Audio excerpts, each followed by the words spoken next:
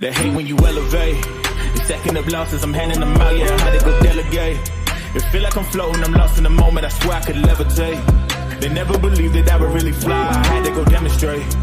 I had to set them straight. They hate when you elevate, elevate, elevate. They hate when you elevate, elevate, elevate. Yeah, they hate when you elevate, elevate, elevate. They hate when you elevate, yeah. I had to elevate. I'm way too fly, yeah, I'm feeling myself. Ain't no chance I'm coming down, no. Got a soul view to myself, yeah. Why would I give it up? Why do they wanna come take my place?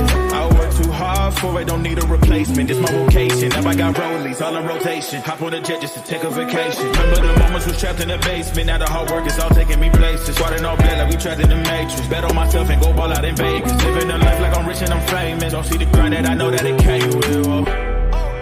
I ain't make it this far for myself, yeah.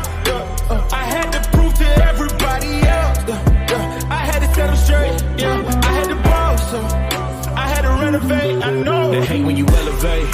The second of losses, I'm handing them out, yeah, I had to go delegate. It feel like I'm floating, I'm lost in the moment, I swear I could levitate. They never believed that I would really fly, I had to go demonstrate. I had to set them straight. They hate when you elevate, elevate, elevate. They hate when you elevate, elevate, elevate. Yeah, they hate when you elevate, elevate, elevate. They hate when you elevate, yeah. I had to elevate. Ooh, yeah. Why they wanna put me down? So much drip, yeah, I almost drowned in it. I can't come it down, yeah, I'm way too fired up. I can't slow down. Ooh, yeah, yeah. I see the flashing lights, make sure the fashion right, yeah. I'm in my bag tonight, yeah.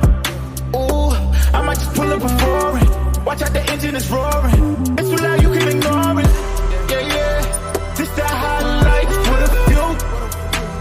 You get to have it all, no need to choose. First, let me demonstrate how you can rise to the top. Yeah, I had to elevate, elevate, elevate, elevate. They hate when you elevate, elevate, elevate. Yeah, they hate when you elevate, elevate, elevate. They hate when you elevate. I had to elevate.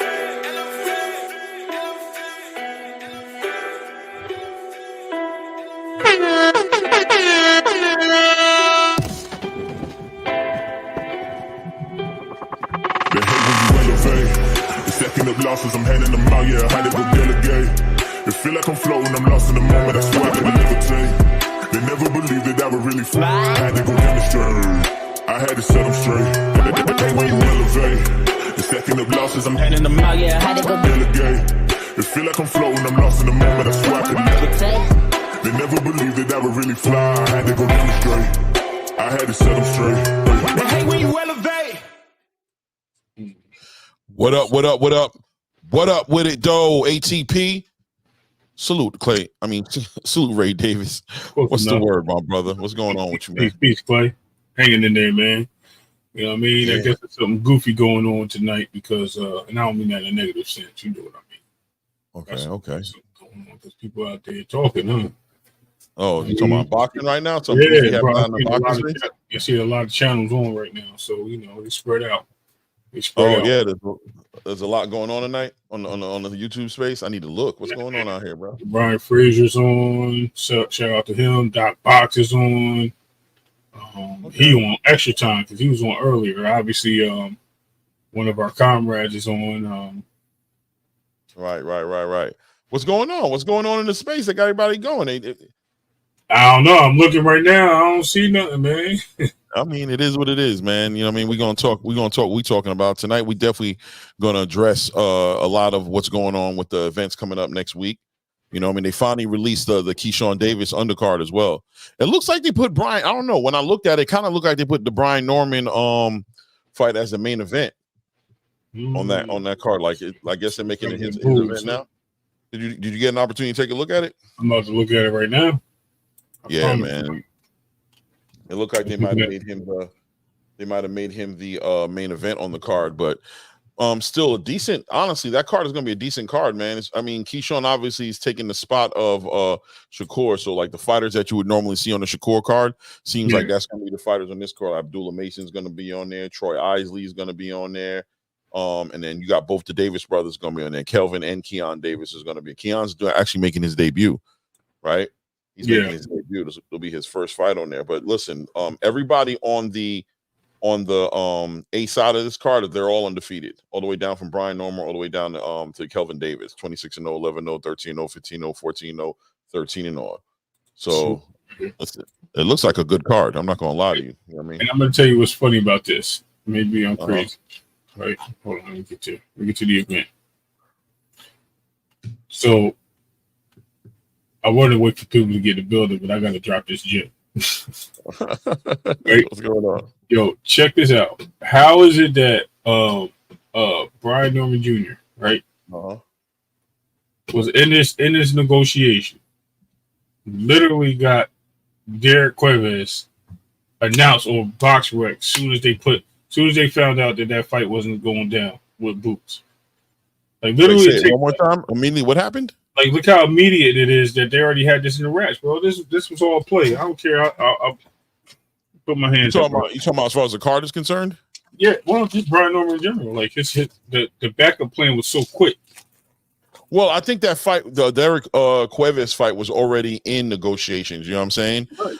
It clearly was already in negotiations. I think it was more of we're going to make a U-turn if you're able to. That's what it was. It was all of this came together as part of the leverage, part of the comfort zone that that Brian Norman Sr. was in. Right. This is where Brian Norman Sr. was at, with basically understanding that I already have a fight lined up. I already have my you know what I'm saying, my schedule done. This is going to be me rerouting my schedule to accommodate what you're trying to put together if you're willing to put this money up. So, I mean, that was no secret for me. I kind of already knew that already. I was actually on Blue. He asked me my opinion on, Brian Norman Sr. saying that that Boots Ennis punch is soft and this, that, and the other. And I told him, I said, listen, man, I'm going to be honest with you, man. I don't care about it. I think it's clout chasing at this point, because we're talking about a fight that can't be made at this point, right? Boots is definitely tied up in the middle of a purse bid. You've got a fight that you're lined up for on November 8th, right?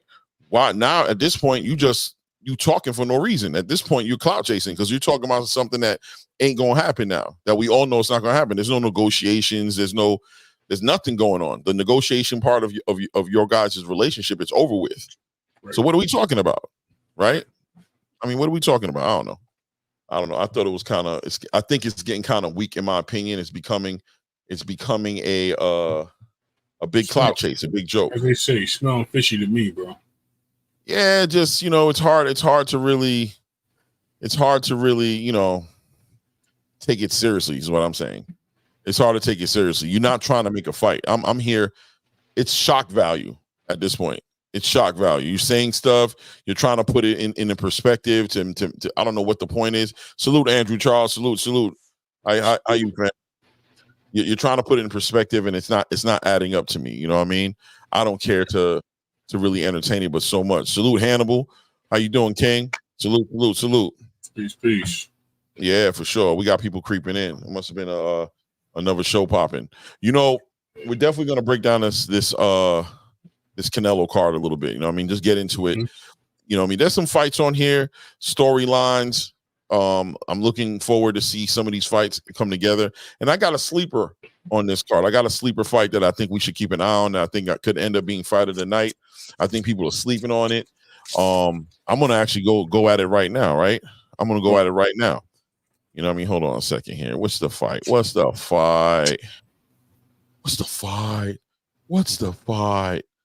second. No, I think the Caleb Plant fight is going to be the Caleb Plant and Trevor McCombie fight. I was looking at that. I was looking at that too. I was like, I think you're gonna say Caleb Plant. I just had to force it out of you, bro. Boss. I mean, listen, I'm gonna be honest with you, man. It's like Caleb is showing up. He's looking for a second run at Canelo Alvarez, right? Caleb is certified 168 pounds. He's not looking to go up to be a light heavyweight. I think he ends his career at 168 pounds. I don't think he goes up to light heavyweight. And he's looking to really stake his claim in the game. He feels like he can do something with Canelo Alvarez, but I hope he's not looking past the reality of who he's in front of him, right? Trevor McCombie, right? Hey, Ravishing Rick Rude. You know what I mean? He an individual. He a unique individual, right? different kind of dude. But regardless of how you want to look at it, this is an undefeated man. You know what I'm saying? This is an undefeated dude who's actually come down from light heavyweight. He actually fought at light heavyweight or like kind of catch weights, which over 168, so light heavyweight that he's fought at. He's 28 wins, 21 knockouts. He got a decent knockout ratio. Tough guy. An orthodox boxer. You know what I'm saying? Sitting about 6 foot tall.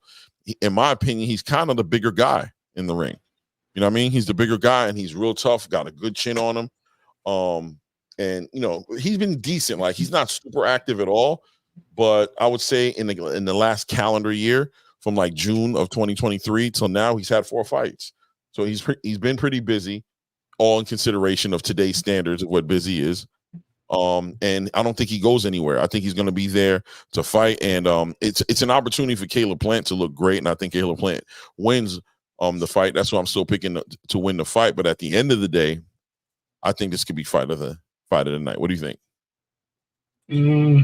No, I'm actually going to go with the Stephen Fulton fight. I think it's a return fight. I think that the fighter he's fighting against is a tough challenge. I think there's going to be some pressure on him to show that he's there. Salute, Adam Hurley, 2 cents. Andrew Charles, Hannibal again. You know what I mean? Salute Freaking Flyer for coming up to the building. Thank you. You know what I mean? We're getting it. But yeah, I think when we look at the card, I mean, this Carlos Castro don't look like a slouch, bro. He got 2 losses. You know what I mean? Like I said, he's a journeyman. He's only 30 years old, but he's you know what I mean? He looks like he's going to be the guy that's going to actually force somebody who's not a puncher into a fight. Right. Stephen Fulton, who's already saying that he needs to move up. So if he's saying he needs to move up, is he really confident enough to really be in that ring and take his like he did with Inoue? Right. To take his licks, or is he going to try to move up to get, you know what I mean? Like, what is he thinking about? What is he coming to the ring? He's been in a long layoff. Right. This is really where I see the fight of the night, and I think that we're going to get some fireworks with this fight. I think just like we had with Brandon Figueroa and Stephen Fulton, I think we're going to get that similar type fight. Yeah, I could definitely go with that. I think Stephen Fulton is definitely showing up. A nice little layoff. You know what I mean? A nice little layoff. His last fight that we had, we saw what it was. It was against Monster Inoue, right? Getting stopped and beat for the first time, right? Raise boom room. Okay. Oh yeah, because you got the lights flashing in the back. Yeah. You know what I mean? I think Stephen Fulton. I agree with you. I think Stephen Fulton is poised to make a great performance. But look, man, he's talking about going to 130, like you said. That's where he plans on going. He has his eye on 130. Is he going to put that? I mean, this performance I think means a lot to him. It's his comeback performance from the Monster Inoue fight. Are we expecting him to make a statement in this fight? Is this a statement-making fight for him, or is this just another fight, a stepping stone fight? Just a fight that's in the way of what he really wants, which is 130, and wanting to get in title contention up there at 130. What do you think? Well, I think he wants. I'm gonna be honest with you. I think he's chasing greatness with Raymond Ford. That's a fight that he's been trying to make for a long time. And I think him knowing that he should have been at 126 before Inoue. So he already was behind the 8 ball there. So I think he's really moving up because he should have moved up. So I think him going to 130, he feels that he has an opportunity. And the problem is, you get to 130, his height's going to start now playing a part with the size of the division. But can he go there and win? Yes, he's a great fighter. And I just think that him fighting at 126, he has to put on the show. I think him moving to 130 is going to be the play, and that's what he's going to be focusing on. And I think he can make a run for championship. I'm looking at the division, and he's definitely getting out of the way for them killers. I ain't gonna lie, at 126, he's getting out the way of these killers. But like we just talked about it yesterday. You got Fabricio Romero, you got freaking Espinoza, Nick Ball, and he don't want that rematch with Figueroa. I ain't gonna lie to you. That was a really good fight, but I don't think he wants that rematch. You got Bruce Carrington. You got let me see, Louis Nery's still there. You know what I mean? He done moved up. Ruben V is a good fighter. There's a lot of fighters there. Carlos Castro, who's he fighting, right? So we got all these guys that's in this division. Why not get out the way? Get out the way. Let's move up. Let's do what we should be doing. Go to the division where it's a little easier to make some noise. You know what I mean? I can put my skills to the test and I can get in the conversation. So I think 130 is definitely the move. Yeah. He's really skipping right through it because he's coming from 122, fighting one fight at 126 and going straight to 130. So you got to assume that he's been preparing to do this whole time that he's been offline, and that he's been preparing to make a move up that way. I'm going to be interested in seeing how he puts it together and seeing. Do you see a puncher, a puncher in the, you know what I mean, now that he's putting on this weight and he's going up? Is that what we're seeing right now? Is that what you think it's going to be?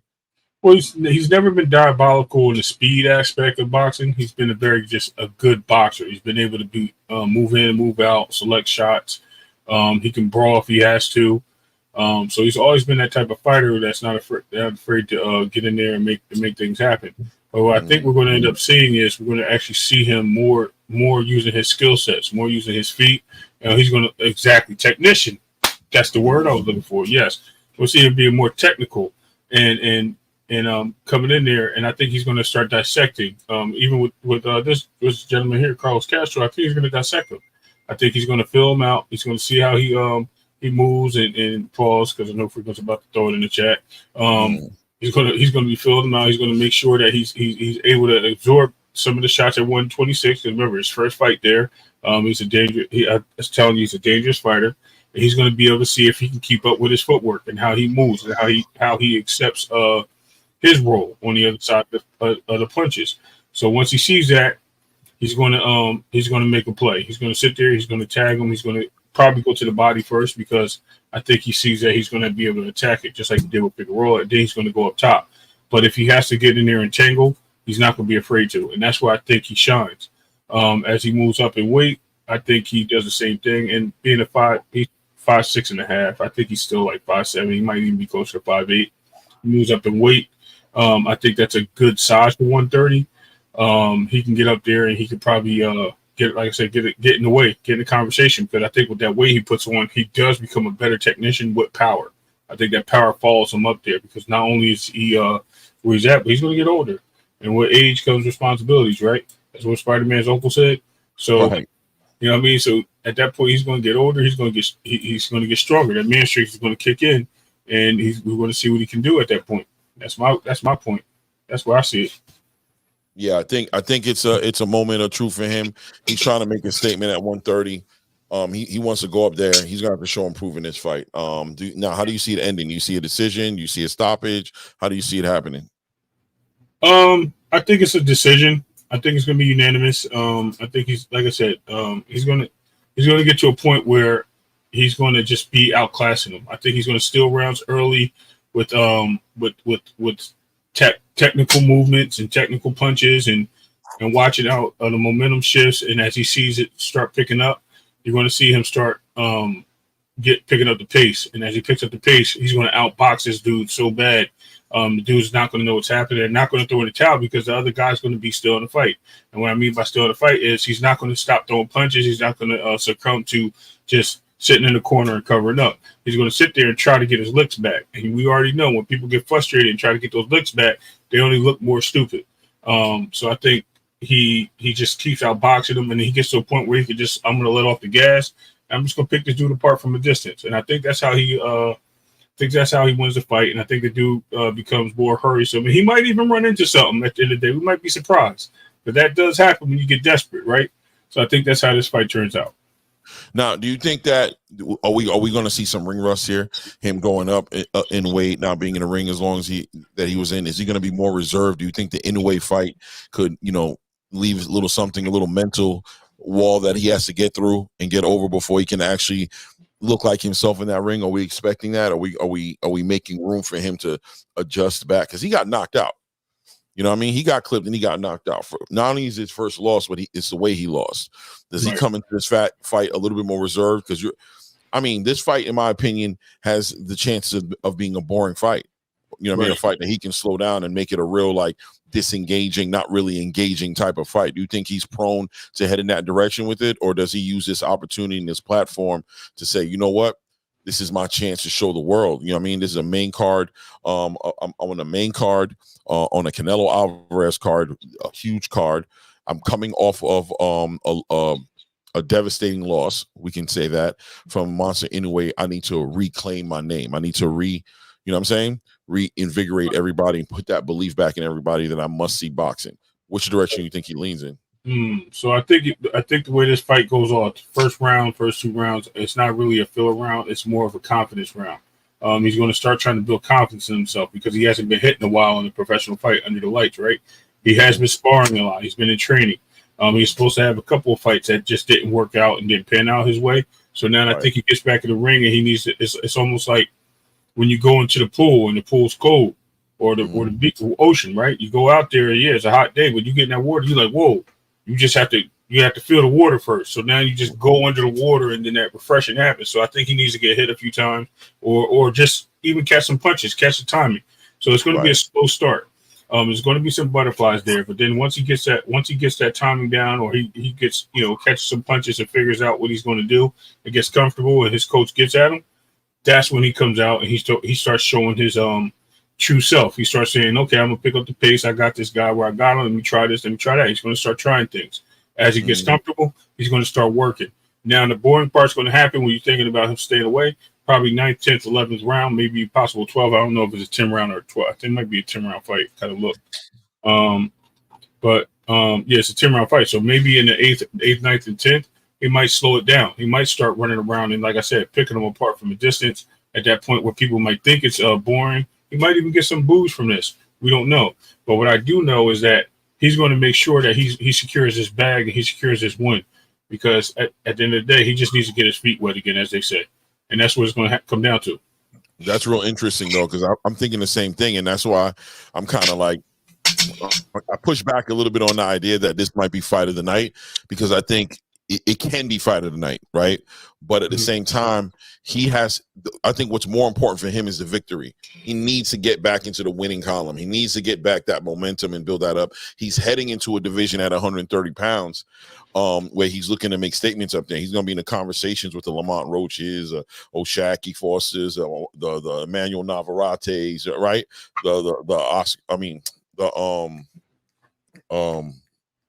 Randy Forrest, Lee Woods, exactly. You know what I mean? Charlie Suarez. You got Liam Wilson. You got it's a bunch of them. Let me see who else. Zalfa's up there. Barrett, Christopher Diaz. I remember him fighting. Mark Masoro's there. You know what I mean? Like he's got some people you got to worry about when he moves up. So it ain't gonna be a cakewalk. So he's more concerned about going up there. I don't know if he's going to Eduardo Nunez, right, Adam Hurley. I don't know how much he's going to be letting go. I think he's going to be a little more defensively conscious. Same way, like a little bit like how Inoue reacted to getting knocked down by Neary, right? In this last fight he was way more reserved. Didn't let his hand just fly the way it did. Was way more concerned about protecting himself, not getting hit with the same shot he got hit with in that fight, and winning each round, and you know what I mean, just making himself efficient. So that's what I'm thinking I'm going to see coming from him. We'll see. I don't know. Let's talk about the potential weakest link on the card, right? The weakest link on the card, right? I mean, is this guy getting ready to run his last, you know what I'm saying? This is his last attempt, right? I mean, we look at the last couple fights that Rolly Romero has been in, right? We look at let's take a look at his box record, last couple fights. Ever since Gervonta Tank Davis, pretty much it looks like it's been kind of like a downward movement for Rolly, right? He got in there with the old man Barroso, and Barroso pretty much got robbed in that fight. Everybody saw Ismael Barroso just kind of like schooling him, right? Putting hands on this dude, you know what I mean? And he was able to make it out with a TKO out of nowhere. We don't understand why that stoppage came, but he ended up becoming a champion because of that fight. He became a WBA champion. Then he kind of BS'd a little bit. We saw him playing with the idea of fighting Ryan Garcia, and then he kind of did his little retirement thing at that time, if you don't remember, like, right? Like, I'm going to take some time out. I don't know if he was saying something was wrong with his hand or he had to get surgery on his – I don't remember what it was. You might remember a little clear. Something was going on with him where he needed to supposedly take this time out of the game. Then the Ryan Garcia negotiations fell through. He decided not to go to Golden Boy and go get the money with Ryan Garcia, and I think he has to regret that to a degree, just to see how much the kind of event that Ryan put on with Devin. But I digress, and I'm trying to bring this to a Devin Ryan Garcia conversation, just to say that he finally did. He said, "Listen, it's going to be PBC's card. They need us coming to represent for the PBC. Me and Isak Cruz, I'll let Isak challenge me for my WBA. I think we all understood that Isak was going to do something to him, but we were hopeful for him in a degree. Like, you know what? He can mess around and do something in this fight. Yeah. That performance was horrible, right? He was getting clipped from the first round on shaky legs the whole entire match until he finally got stopped, until the ref stopped him. He never had a moment in that fight. In that fight, you felt like he had a moment. Talk about it. He was beating the brakes off of that boy. He put the program in. I think Jose Venezuela beat him. He put a show on. He was hitting on Isak. Are you crazy? Isak was clipping him. People in the chat, please let me know what you think, because I don't know. He might be playing, man. You know I'm clowning. You know, because I'm about to say I'm not trying to hear that shit. That boy got clipped like it was very close, like the Devin Haney Ryan Garcia fight to a degree. As far as he'd have these moments where he looked like he's moving around and trying. No, it wasn't. It wasn't even that bad. I mean, that's insulting to Devin Haney. Yeah, that was worse. He was just he didn't even know what to do. He had no defense. I think every round he got clipped and had to until he got stopped. All fight like this. The whole fight. It was insane. It was a fever. Flyer said Ray has a fever, Clay. Yeah, no, at the end of the day, yeah. So that was weird. Yeah, Rolly's probably going to be the most disappointing fight. He could lose this fight. I think they put him in there with somebody that they feel that can sandbag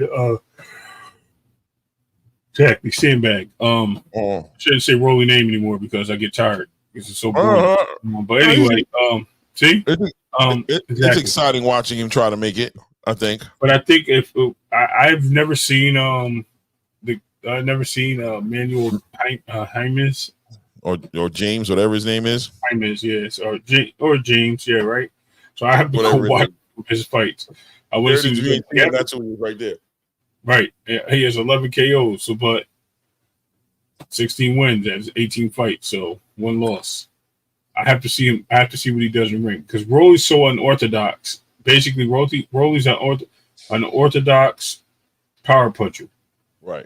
And when I mean unorthodox, I mean like without no style, like without nothing. Just, you know what I mean? I'm coming in here, and I'm a freestyle, and that's what he's doing. He just freestyles in the ring, and he just uses his punches. Some say it's the judo background he has. I don't know. I just know he just sits there like this, and he just throws wild hooks at times. Matter of fact, there's his picture on the page, right? Just like he sits there. He just like looks, and he tries to land that right hook coming in that direction. He does it a lot. So he does have power, and he can rock this kid. But I think this kid, I mean, he's only 5'6", bro. That's why I'm looking at him like, oh, he's fighting a smaller fighter, like Isak Cruz. Actually, how funny it is, but I think this guy has potential, man. I think this guy can show the world who he is. I think he could be a really good upset. I think he can. I think this guy is gonna. I think he's gonna attack Rolly's midsection, and I think he's gonna punch him like right in the sternum. He's just gonna keep hitting him in the sternum, and I think he's gonna fold Rolly up. I think Rolly's gonna call it quits if he doesn't win this fight. I also see them putting this fight in front of Rolly because it's a winnable fight. If Rolly's anywhere near sloppy, over. I'm just telling you, it's over. If it's Rolly really coming out to do his best, and he wants to sit there and box and hang in there, he wins. But win or lose, Rolly's this is gonna be his last stop at 140. Win or lose, I think he moves 140. So you think him going 147? You think? Absolutely. I think this is his last. This is his last run here. He was tickling. He was tickling that idea a little bit before, and it doesn't seem like he's really ready for really the limelight anymore. Just like Rolly doesn't take it seriously, and when you don't take things seriously, you go in there to what? Either I don't know. You know what I mean? I really can't even. I can't say nothing good about Rolly, not in a bad way, but that he beat Pitbull. That's it, and he's robbed. That's about it. Okay, keep on saying that bullshit. Listen, man, I'm gonna be real with you, man. Rolly Romero. I mean, clearly, the people at the PBC seem to believe that he has some sellable. Think that that he's marketable, right? He talks a lot of ish. His interviews are weird. He's a awkward person to hear speak. He's very rarely answering any questions directly. And when he gets in the ring, he seems to be getting more and more exposed every time he gets in the ring. You know what I mean? Like he just, every fight I see a different, like, oh man, he's not good at that either. Oh man, he's doing that. He was able to get away with a whole lot of some rabbit punching, early in his career, and was able to make some people pay based off that. We've seen Rolly look bad in the ring before. We've seen him take some shots and just be able to overcome with his awkward explosive power, right? Very awkward and very explosive. But it seems like the fighters today just have his card. They understand who he is now, and they're all kind of getting a little bit, everybody gets a little closer to dominating him even more every fight. Like I said, I think he's digressed since the Gervonta Tank Davis fight. I feel like Tank exposed him, just showed him how basic he was, and just was everybody after that just kind of took advantage of the weaknesses that he had. His last fight happened to be the worst fight I've ever seen him in. I feel like he got really it was a real one-sided ass whooping by Isaac Cruz. You know what I mean? And right. And going into this fight, like you said, I don't know who this Manuel Jaimes is, or James is, or James, or whatever we're going to say he is. I'm assuming that he's a cherry pick put there to be put in front of Rolly Romero to give the guys an exciting knockout. This guy has nothing to lose. You know what I mean? This is his night to shine, his night to let the world know that he's here. You know what I mean? Maybe, I don't know. I haven't even seen him fight yet. I haven't been able to do no type of video research on him or see him in any fights. I know nothing about this guy. He looks like he should be motivated, though. You know what I mean? Right. Decent little knockout, and 16 wins, 11 knockouts. He's got 1 loss, and he's never been knocked out, and he has a draw. So on paper, he's a game opponent on paper, right? On paper, and if anything, he has a better record than Rolly. Pretty much. You know what I mean? Rolly's 15-2. This guy is 16-1. You know what I'm saying? It is what it is. It is what it is. Rolly got a little bit of a higher knockout ratio, but that's about it. Other than that, I think this is potentially going to be the weakest fight on the card. Even if Rolly wins this by knockout, I think it's going to be ugly. I don't think it's going to be nice. I don't think it's going to be like, oh, Rolly's back. I think, but surprise us, Rolly. We're here to be surprised, man. Let's see what you do. Yeah, he going to surprise us, all right. What's he going to do to surprise us, Rick? Get beat up by another short dude. Okay, this is his second fight with that new coach he has. That was an old coach of his back in the day. He tried to box more against Isaac Cruz. He tried to do what Rayo Venezuela did do, but he looked ugly doing it. Do you think he comes back on that? Just continuing on that same campaign, or does he go back to old Rolly, who's just measuring him for that right check hook and that left shot? I'm sorry. I'm watching this dude fight right now. Rolly's going to knock this dude out. Oh my God. It's gonna be bad. It's gonna be bad. So this fight is competitive. Is this bad for Rolly? If this is a competitive fight? If it's competitive, Rolly, hang him up, bro. Because it don't get no easier than this, huh? This should have Tio should have fought this dude instead of Claggett. I promise you. Okay. Just I've never seen him. I gotta check him out, bro. I've never seen this dude, bro. Oh my goodness! I'm about to send you the link. You can watch it on your phone though. I can't. It is what it is, right? It is what it is. Oh, now, I no disrespect to the brother. Listen, I hope he got better since it. Maybe this is one of his first fights. I don't know, but I'm just telling you, bro. I heard my phone go off. He came out there looking like he wanted the other dude to knock him out. Like, I hope that's not how he fights, bro. Like I said, I hope he develops it. I'm gonna take a look at it. But that's a breakdown on that fight. Nothing to really break down that fight. As I was stating earlier, I'm telling you, I'm still going with it. Let's see what happens. But I'm telling you, brother, Caleb Plant, man, that's gonna be fight of the night. Caleb Plant and Trevor McCumbee. Trevor McCumbee doesn't know how to lose.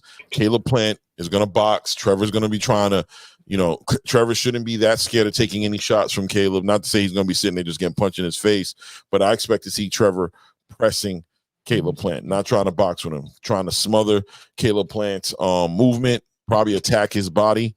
You know what I mean? As much as he can, kind of put some investment in the bank to try to test it.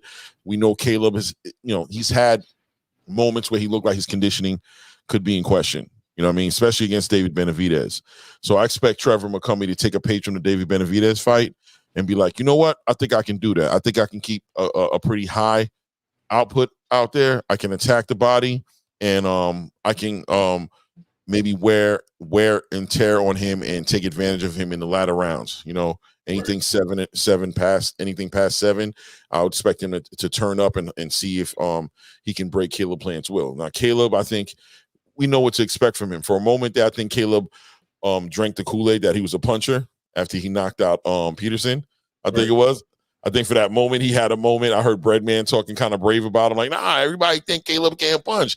Caleb can punch. I know. We got guys in there he spars with, and Caleb could punch. And then he got in there with David Benavidez, and he was not punching, right? So let's see if Caleb jumps back onto who he really is, who we've known him to be, and just box, right? Move around, not get into too many melees with Trevor. But I think Trevor's going to challenge this man. Do you expect who? I think we both expect Caleb to win, but how do you think the fight ends? Well, I disagree with Caleb being a puncher. I think he's a great puncher. I think he's just a finisher for early rounds. He gets tired, he wears himself out. His road work has to improve. If he's done looking at Trevor McCumbee, like his road work is very well. You know what I mean? He looked like he's been training like. He doesn't look like he's a puncher. He doesn't look like he has any power behind his punches. He just looks like he's somebody that can sit there and wear you down, letting you punch yourself out and then responding with you, and then taking advantage of you being worn down, which is the perfect opponent. We're looking at him, Caleb Plant. Guy can't go past 7th, 8th round without blowing his load, as you would say, pause. And once he does that, next thing you know, he's looking to catch his air and his win and all these things, and he just ends up losing these fights.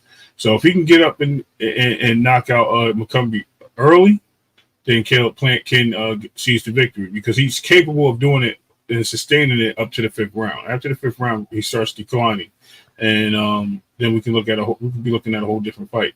Now maybe he's taking this fight because he's been working on keeping his endurance up and things of that nature and trying to stay focused and later Caleb Plant, right? Instead of being gassed out all the time with these early rounds where he can go into deep waters and he can go to the 10th round and fight a Trevor McCumbee and make the fight interesting. Maybe having to take a break early, maybe coming back, fighting a couple more rounds, taking another break, and then coming back and finishing the fight. So Caleb Plant may have been working on that. He has been out for a while.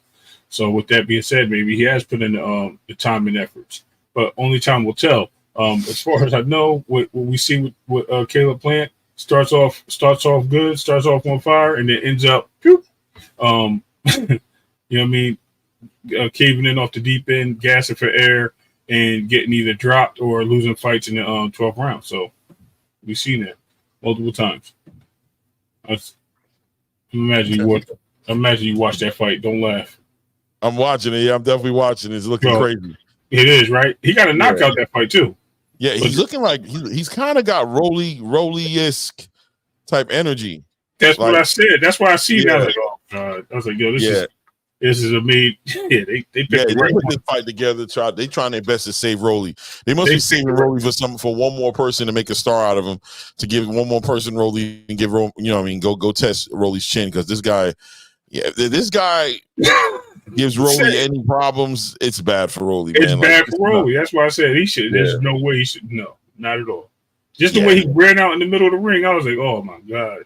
Yeah, it's not a good look, bro. This guy right here is not who everybody thinks he is. He looks a lot meaner right here in this picture than he is in real life. That's all I can say. It is what it is. It is what it is. Well, now let's get to the main fight, the main fight of the night. You know what I'm saying? Woo. I ain't giving no predictions today, but I will break it down. Canelo Alvarez versus Edgar Berlanga. You know, 10 days out into this fight, has anything changed in what we think about Edgar Berlanga and Canelo Alvarez? Has Edgar Berlanga raised his chances? Has he shown any good things? Like, I'll tell you one good thing that I like about what I see Edgar Berlanga doing. I like the fact that he separated himself. He left Florida and he went to Colorado. He went into the mountains. You know what I mean? He understands that his conditioning needs to be A1 for this fight. He understands that his staying power and his ability to be real effective in them late rounds might come into question with Canelo. I like that. I saw that. It looks like he's getting faster. He's working on being a fast fighter, which I think is a good thing. It looks like he's working on boxing. You know what I mean? He doesn't plan on overpowering Canelo. He plans on setting Canelo up, boxing him up, walking him into different things. That's a good thing. The heart of a lion, he seems like he puts a lot of emphasis on this fight being super important, and the results of this fight is going to make the biggest difference in his life. This is what he said he's been dreaming of Canelo, right? So this is a hungry guy who knows the whole world is against him, knows that he's against all odds, that he's definitely the underdog by a long shot. I like all those things. But outside of that, I haven't seen anything significant that Edgar Berlanga has been doing that I think is going to win him the fight per se against Canelo Alvarez. What say you? I don't want to say anything yet because I don't want to reveal what I think, but I do believe this. He seems to be overconfident in his power. He believes his power is going to win him the fight, where he's actually fighting somebody that's a very smart, intelligent boxer that's been in the ring with multiple boxers. You know what I mean? Right. Canelo has turned into a different type of a fighter from what we've known him in his early ages at up to like 24, 25.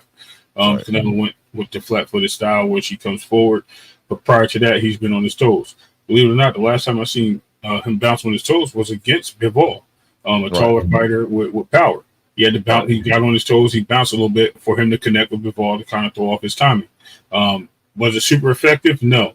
But I could see him in this fight resorting to that, because I think Berlanga will try to use his size and his height and reach advantage to keep Canelo at bay and keep him at a distance. I think he's going to take a lot of chances with that. I think he's going to try to punch Canelo's hands, his arms, and everything just to get the win. I think he's going to try to maintain that. I think Canelo's going to be on the very, very defensively sound. But I think Berlanga is going to show us something, because he's going to do that and break Canelo down, and he's going to put some opportunities for himself to get the win.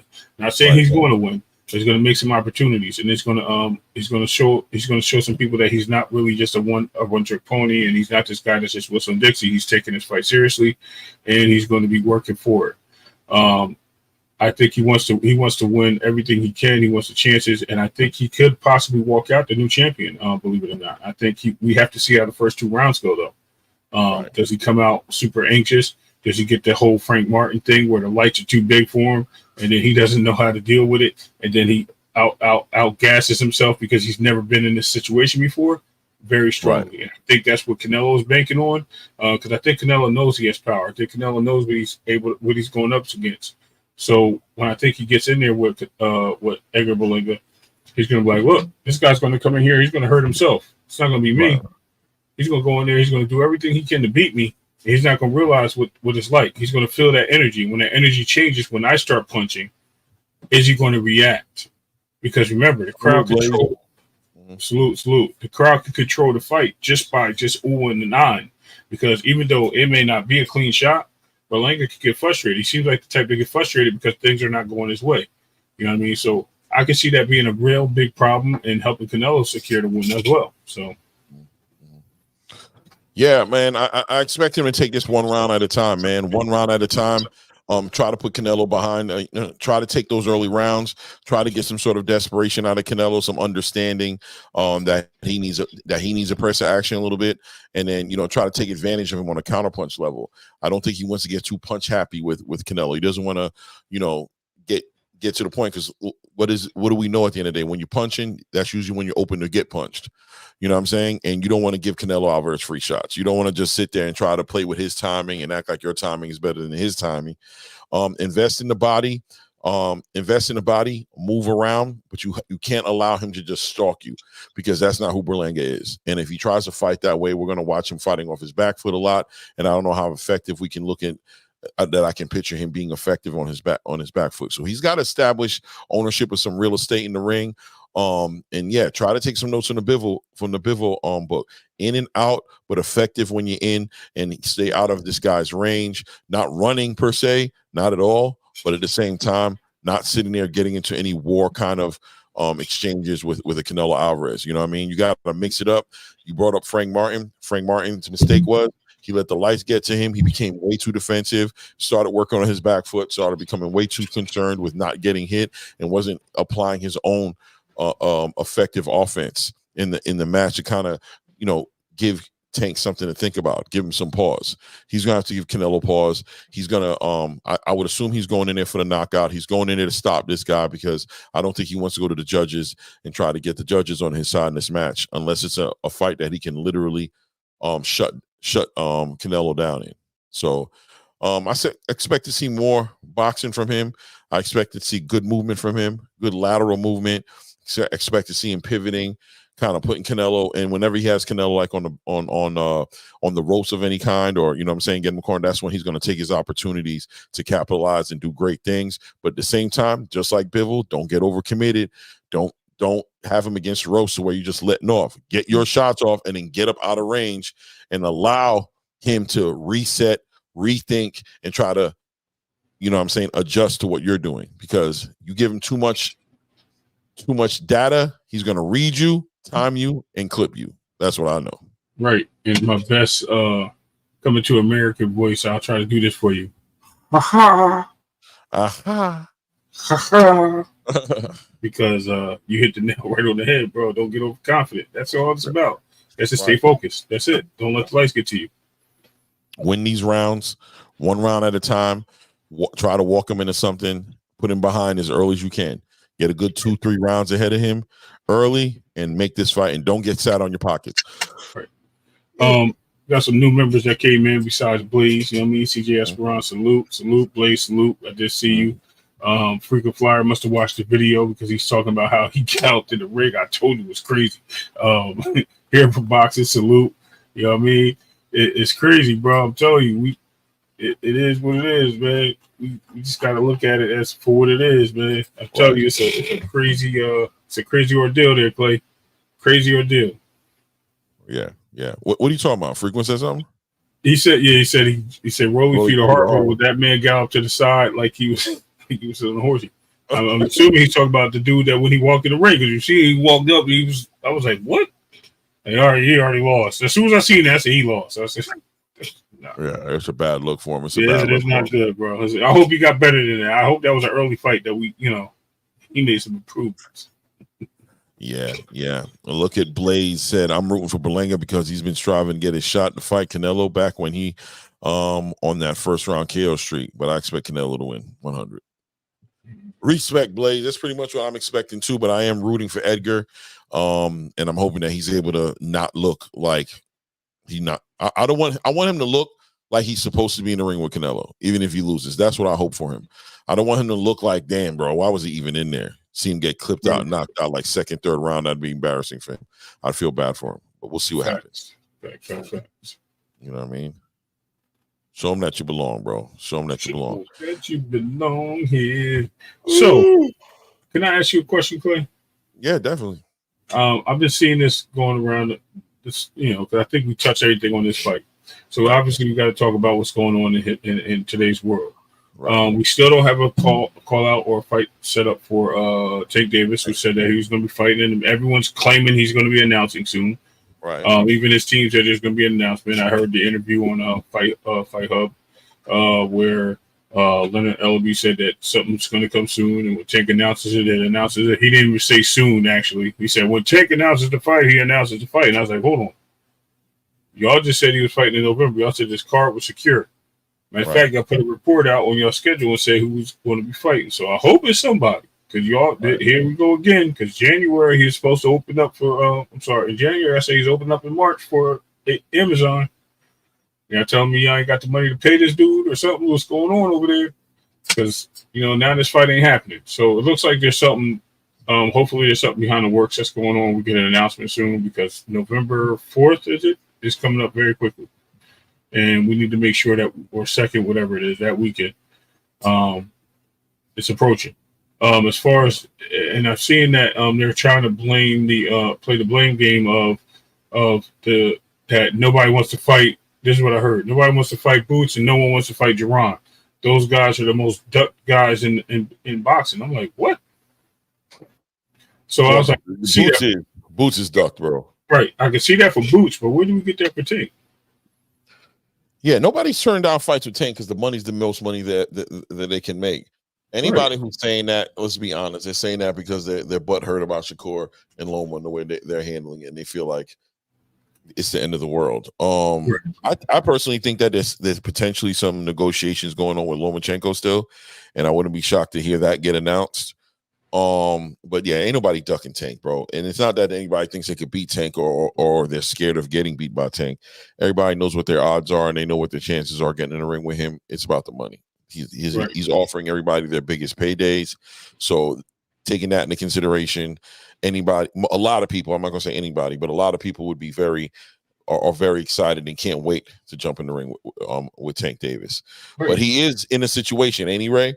He's in a situation where Loma kind of derailed the game plan. Shakur also seemed to have derailed the game plan as well, not waiting around for him to send an offer or not, you know what I'm saying? Not just, begging for an opportunity to fight him, went ahead and did his own thing. And as a lot of people are trying to say right now, he's in protective custody.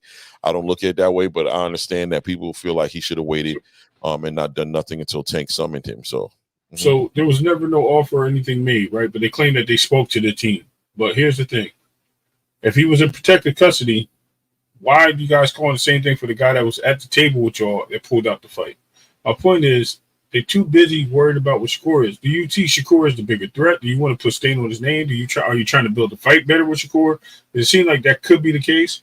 But you're not going to build a fight with him by telling him he's the worst, right? By saying Abdullah Mason is number 2 in the 135 division. And he's possibly number 3. Oh, let me see. He's number 3 and Loma's number 4. Like, you're not going to build the fight up by doing that. All you're doing is throwing shade on his name and you're degrading him. You want the fight to be better. You want it to be valued. Build his name up. Talk about how Shakur is the greatest thing y'all seen since sliced bread. He's a guy that I think that he's going to give Tank the most trouble in the world. I think he's going to put Tank in a headlock. Matter of fact, he's going to not only make him use that tool bag that Frank didn't make him use, but he's going to make him use the other tool bag he got in the back of the trunk, that little small one that got the little tire wrench in it. Yeah. Right. We got to get that one too. Yeah, so we got in the jack, it got the jack attached to it too. So we're gonna bring all that out because you gotta make sure that Tank gonna be on his A game with this guy. They're not doing that. This is what I'm saying about selling fights.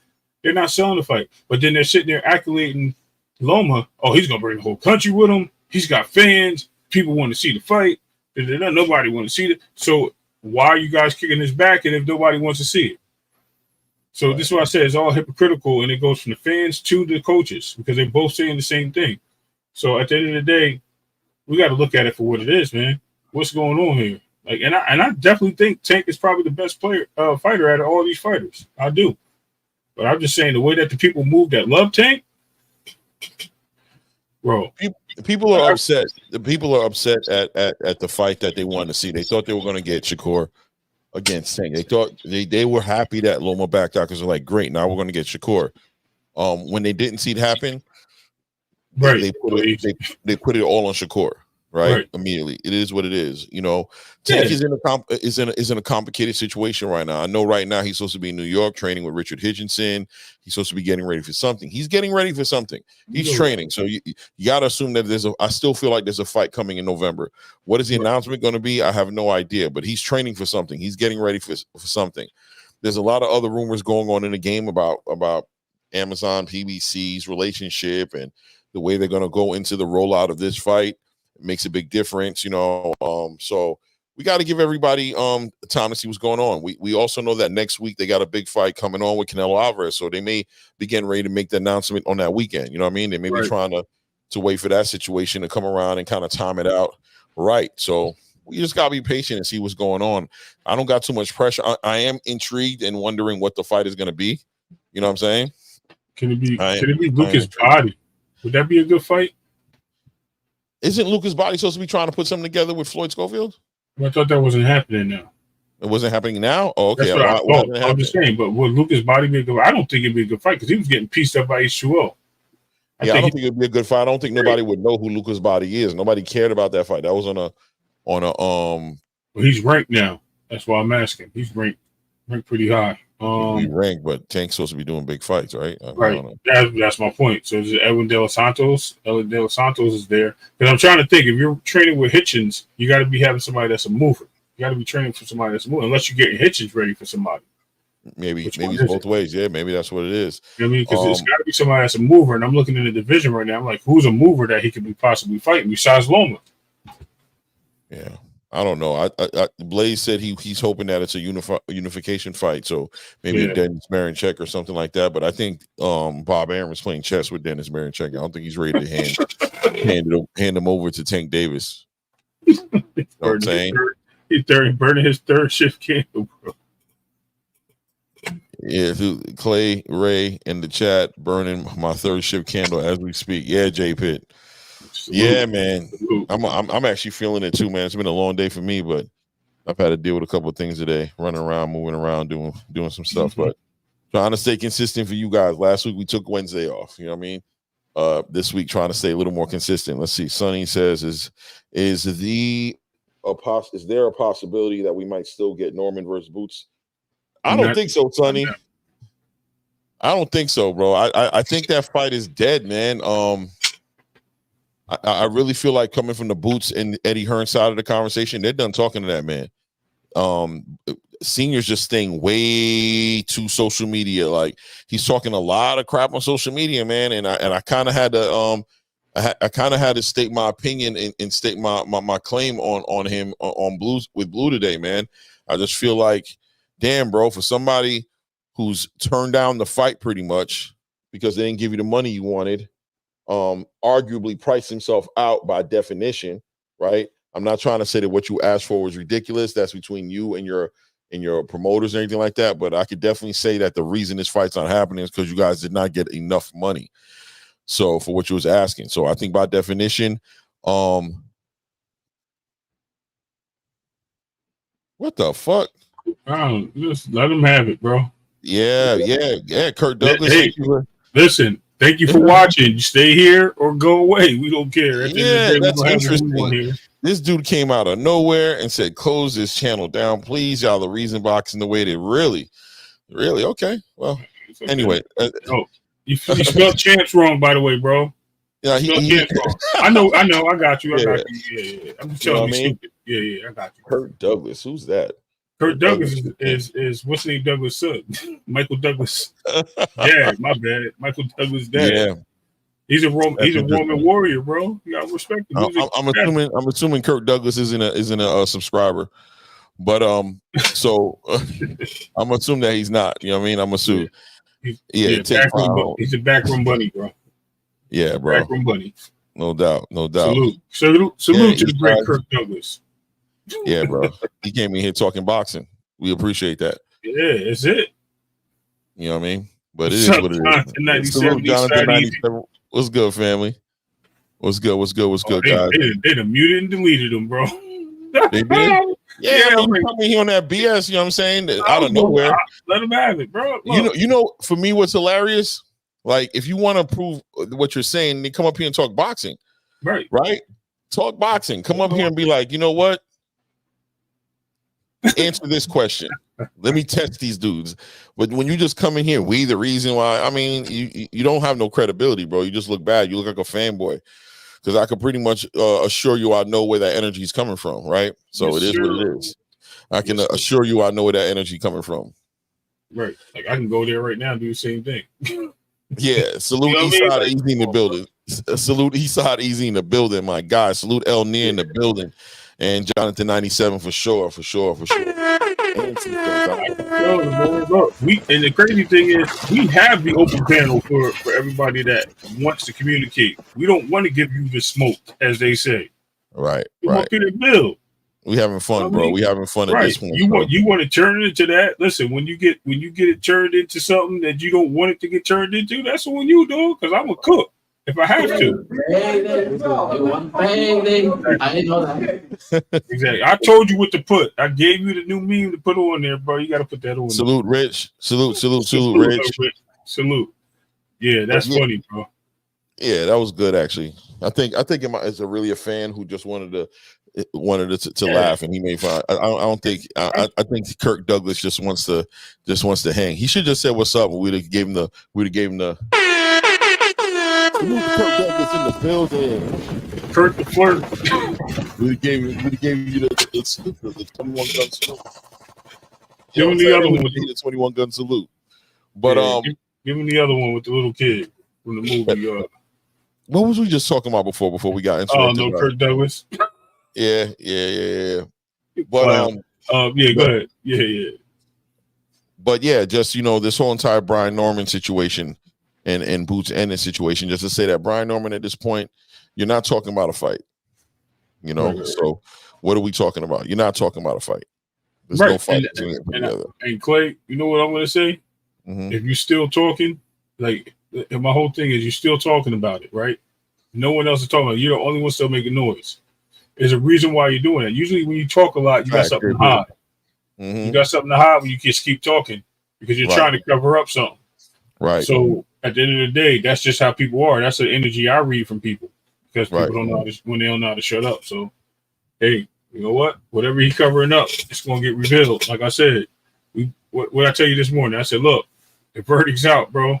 Right? I said, the verdict's out. Case closed. Why are we still talking about it? It's done, man. I mean, if you want to keep bringing it up and you want to open up the case again, guess what's going to happen?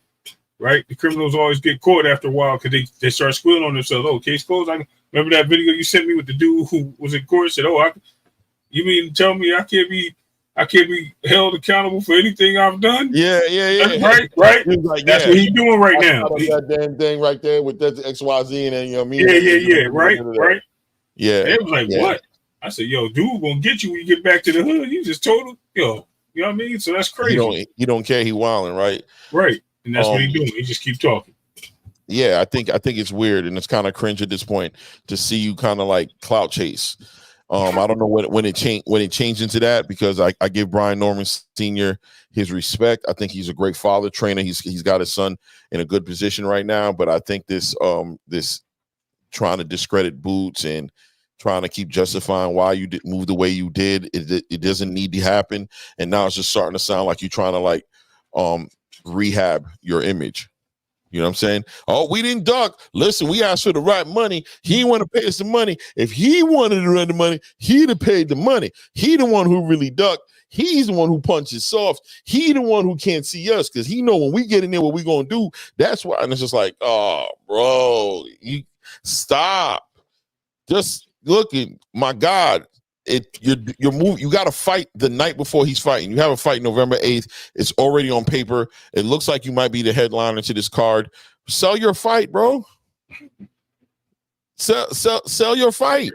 Talk about Cuevas and how he's coming into the ring as a real contender. And you know what I mean, this is a real good fight. And I don't know what you're gonna say about it. You know what I mean? Definitely don't talk about the money you're getting paid because that's gonna look crazy for you. Because we know what's going on. What's next for Tio, fellas? Sonny, Tio. What is next for Tio? I don't know. Tio's been calling out everybody named Mother. Like, obviously, Tio was supposed to be in the conversation of fighting Brian Norman, but that looks like, I don't know what to say. I don't know what Tio's doing, man. What do you think Tio's doing? Do you think he stays at 140? You think he changed his mind and he tries to put these fights together at 140? I think he tries to get a good fight in at 140 before it's all said and done. I think he tries to make one big hurrah. If not, he's going to have to pull somebody into the ranks for 147. He looks like he's ready for 147. I ain't gonna lie. Right. He looked he looked like he put on some size pause when he was working with Canelo. Right. It looks like that. But you got to remember he's out of shape too. He's in shape, but not in fight shape, fight night shape. But he's in like his boxing shape, like when he's training. So he's definitely in the works or something. I'm trying to look to see who he's really. I think it could be Arnold Barboza. That's the guy that's been Barboza. Sorry, let me say the right thing. Well, Arnold Barboza has a fight with Jose Ramirez. He's fighting too, right? So then, who could it be? Jack Catterall's tied up. Richard Hitcherson's got something else. And I said the same thing you say. He already fought Josh Taylor. He can't. I don't know, man. Do we see him with somebody from 147? Let me see. Well, no, it ain't gonna be Norman. No, it won't be Norman. He's definitely Alex Roach is not in the division. Dave Patpoot. I don't even know who that is. Can he be fighting Giovanni Santillan? Could he be moving up to fight him? Being that he just came off a loss, but it's a good fight if he moves up. I don't know. Let me see. That's Tio a top looking for ranked that. fighter. I don't think he wants to challenge. Yeah, Tio looking for the money, man. He Well, that's a money fight. I think that's a money fight, Centennial, because he's got to fight under his contract, right? He's still under his contract, so he has to fight somebody at the division. I mean, at top rank. Top rank's not going to really let him go outside unless it's somebody they know he can beat.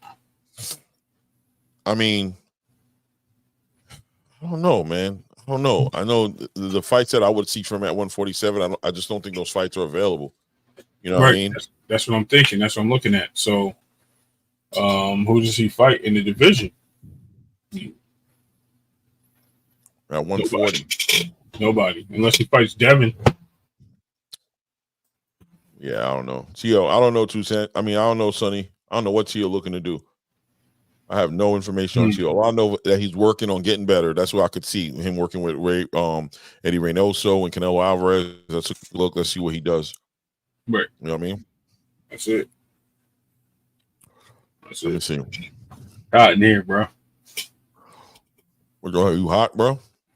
Starting it, yeah, it was cool earlier. I'm like, man, this got funky in here, bro. Like, and I don't mean stinky. I'm just saying it got real hot, bro.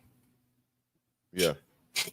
Yeah, it looks like Brian Norman is the headliner for this card, but this Keyshawn Davis card, I'm gonna still call it the Keyshawn Davis card.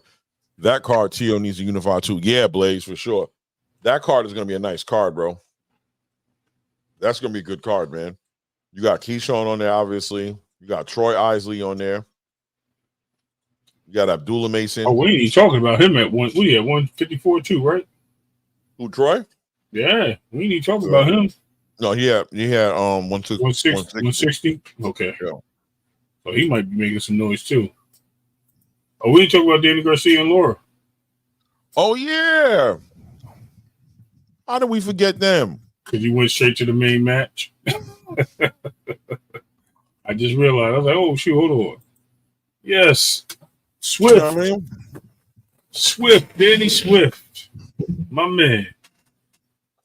My man, 100 gram. Danny Garcia making his return to the ring after a 2+ year hiatus. Last fight he had was against Jose Benavidez at 154. Won a decision. Had his little breakdown in the ring. You know what I mean? About mental health, things of that nature. And then disappeared from boxing for 2.5, like a little over 2 years. 2 years and a couple months. And now he's back. And he's getting a title shot at 160 against Erislandy Lara. What say you about this fight? First of all, let me ask you a question about Danny. This is his last hurrah, his last chance to make a mark. Is this Danny Garcia's last fight if he doesn't make this work for him? Or is he going to be at 160? No, I think Danny is stay at 160. I think way PBC moves, I think they got a few champions at 160, right? So it's not just Danny Garcia. So they got all three champions are at PBC, so he can keep moving. We got a lot of opportunity there. Only thing we may see is that he may end up falling back to rescale. But I think he doesn't retire. It's hard to say what he's going to do, bro. I don't think he retires. I think what he does is he looks for the next best thing. I think actually he wins this fight. Believe it or not. Oh, you think he does it to Erislandy? You think he wins it? Yeah, it's weird because I didn't see this at first. I thought the skills that Laura had, because he's just so patient with things and he lets things develop and he just kind of like, you know what I mean? When he fights, he's like a marksman. You know what I mean? Like he knows how his targets are. He breaks them down and he gets in there. I was like, oh, okay. Laura's going to beat Danny really bad. But then I thought about it. I'm like, yo, Danny punches hard. Pause. You know what I mean? He punches hard. I said hard, crazy. That's why I said that.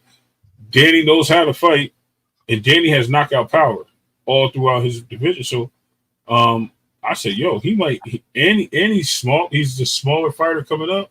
he might have enough speed with the older fighter to beat him. I think Danny could beat him. Don't get it. I'm not joking. I think Danny has enough to really put Lara out. I think he has enough to do it. I think he has enough power. I think he has enough speed. I think he has enough ring IQ just to dance around a little bit and box him. But Danny, he doesn't mind. Like, he really can fight. Danny really can fight. And I think we sleep on really what he can do because of the fights he lost to the fighters he lost. First of all, just remember, he had Keith Thurman running from him the whole last 3 or 4 rounds, right? Keith Thurman didn't want to stay there and take no more attacks from Danny. Right. So gotcha.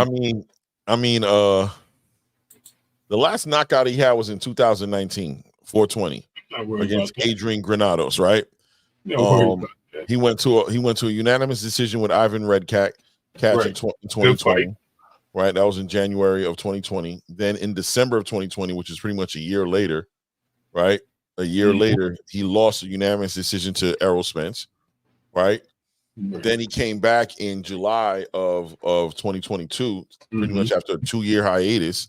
Didn't fight for 2 years then because he was going through his little mental health journey, and he won a majority decision against Jose Benavidez Jr.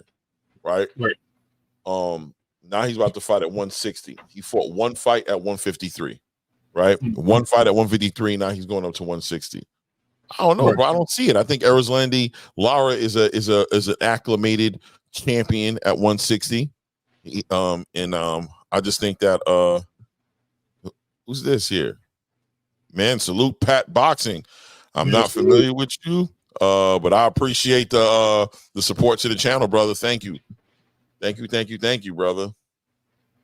He didn't say nothing, but I appreciate. You know him? Number 1, bro. He gave us the balloons. No doubt. It was like a super sticker or something. Yeah. I appreciate you, Pat. Thank you, brother. Thank you. Yeah. So I don't know. I think Erislandy is just the acclimated. He's in his home, and like Erislandy said, you know what I mean. He said, "Listen, man." He might be, fast and agile and athletic and powerful at 147, but this is 160. You know what I mean? At 154, he didn't show that power. We didn't see him show that power against Jose Benavidez. He was boxing and moving around and winning and winning rounds. You know what I'm saying? And got a majority decision, not a full unanimous decision. Nah, brother. My God. Yeah, give it to him. I think I don't think so, man. I think Larry Erislandy He's learned how to fight, and that's another thing. Erislandy has gone into his "I'm grown" phase. He's gotten comfortable into "I'm grown." He has a new way of boxing. He's sitting down on his punches. He's not moving around as much as he's not trying to be young Erislandy. He's new and improved veteran Erislandy. This is a new place for Danny Garcia. You know what I'm saying? He has no identity at 160. He has no identity. So he's gonna have to figure out who he is. And he's going to deliver that type of performance. He's not 147. He's not 147. Danny Swift Garcia, bro. So I don't know. Yo, salute to my brother Ryan Frazier in the building. Ryan, listen, man. Sorry, I missed the show, man. We was up at the same time. I told you. Yeah, it's all good, man. It's all good. But listen, let me tell you what I see though. I see Danny. This is what I actually see at the end of the day. I see the age. 41 years is really something different. You know what I mean? And every year you get older, every year you get slower. Yes, you need the intelligence to win because you have to change certain things to catch up, to make up for the slowdowns, right? Right. The power doesn't go nowhere. It's the last thing to go. But here's the thing. Danny's moving up in weight.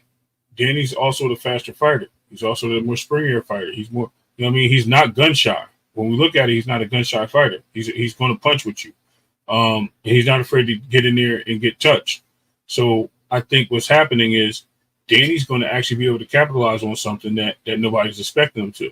I think Danny, he's been that welterweight IQ, because remember, welterweight's about IQ boxing, and I'm pretty sure you guys know that they're like the smartest fighters in boxing, in my opinion, because I think that there's so much technical aspects of boxing you got to have at the welterweight division, because you have speed, power, IQ, agility. You have all those things all combined in that division, because that's the division where they're most free to move and they get everything. You know what I mean? I'm trying to put it all. Basically, it's a stir in the pot on that, right? Right. He's moving up with that. So yeah, he's going to slow down in certain things because of 154 now at 160. But those things he brings up there are going to be different, and it's going to show, and it's going to be like I said, the IQ setting is going to change because he's going to be able to adjust where Lara won't adjust because Lara's a different fighter now, as you said. Danny's going to adjust to those things, and he's going to capitalize on that. Watch. For sure, man. I think for me, it's like, can Danny get off the couch? You know, he's been in them silk sheets. He's made a lot of money now. He's put a lot of investments down, and it's like, can you get up for this, man? Can you get up for this again? He's a real estate agent, bro. Yeah. He making money. That boy jumped out the Cybertruck. He jumped out the Cybertruck and was doing some kind of like New Jersey, South Shore. Whoa. You know what it is. You know what y'all been doing out from there, Staten Island, bro. Keep it real. They from your neck of the woods. Long Island, my bad. They from your neck of the woods, bro. Keep it real. They just moved down here for the summer, bro. Those are the Jersey Shore dudes for sure. Yeah, man. For sure. I can show you all the license plates over there right now. They all from Long Island, bro. Nah, we good. And Lara, what do you think, like, Ryan? Though, yeah, I think Lara's on like a second career. Like, you know, first we got the slick boxer, the guy who arguably beat Canelo, and then now we got the dude who's sitting on punches, knocking dudes out. And I think he's got like a new motivation. He's looking at it like, yo, I can have a back half of my career that's different from the first half, make just as more money. And, you know, be exciting. We've never seen Lara this exciting. Like, we always knew him as kind of a boring fighter because of the way his style was.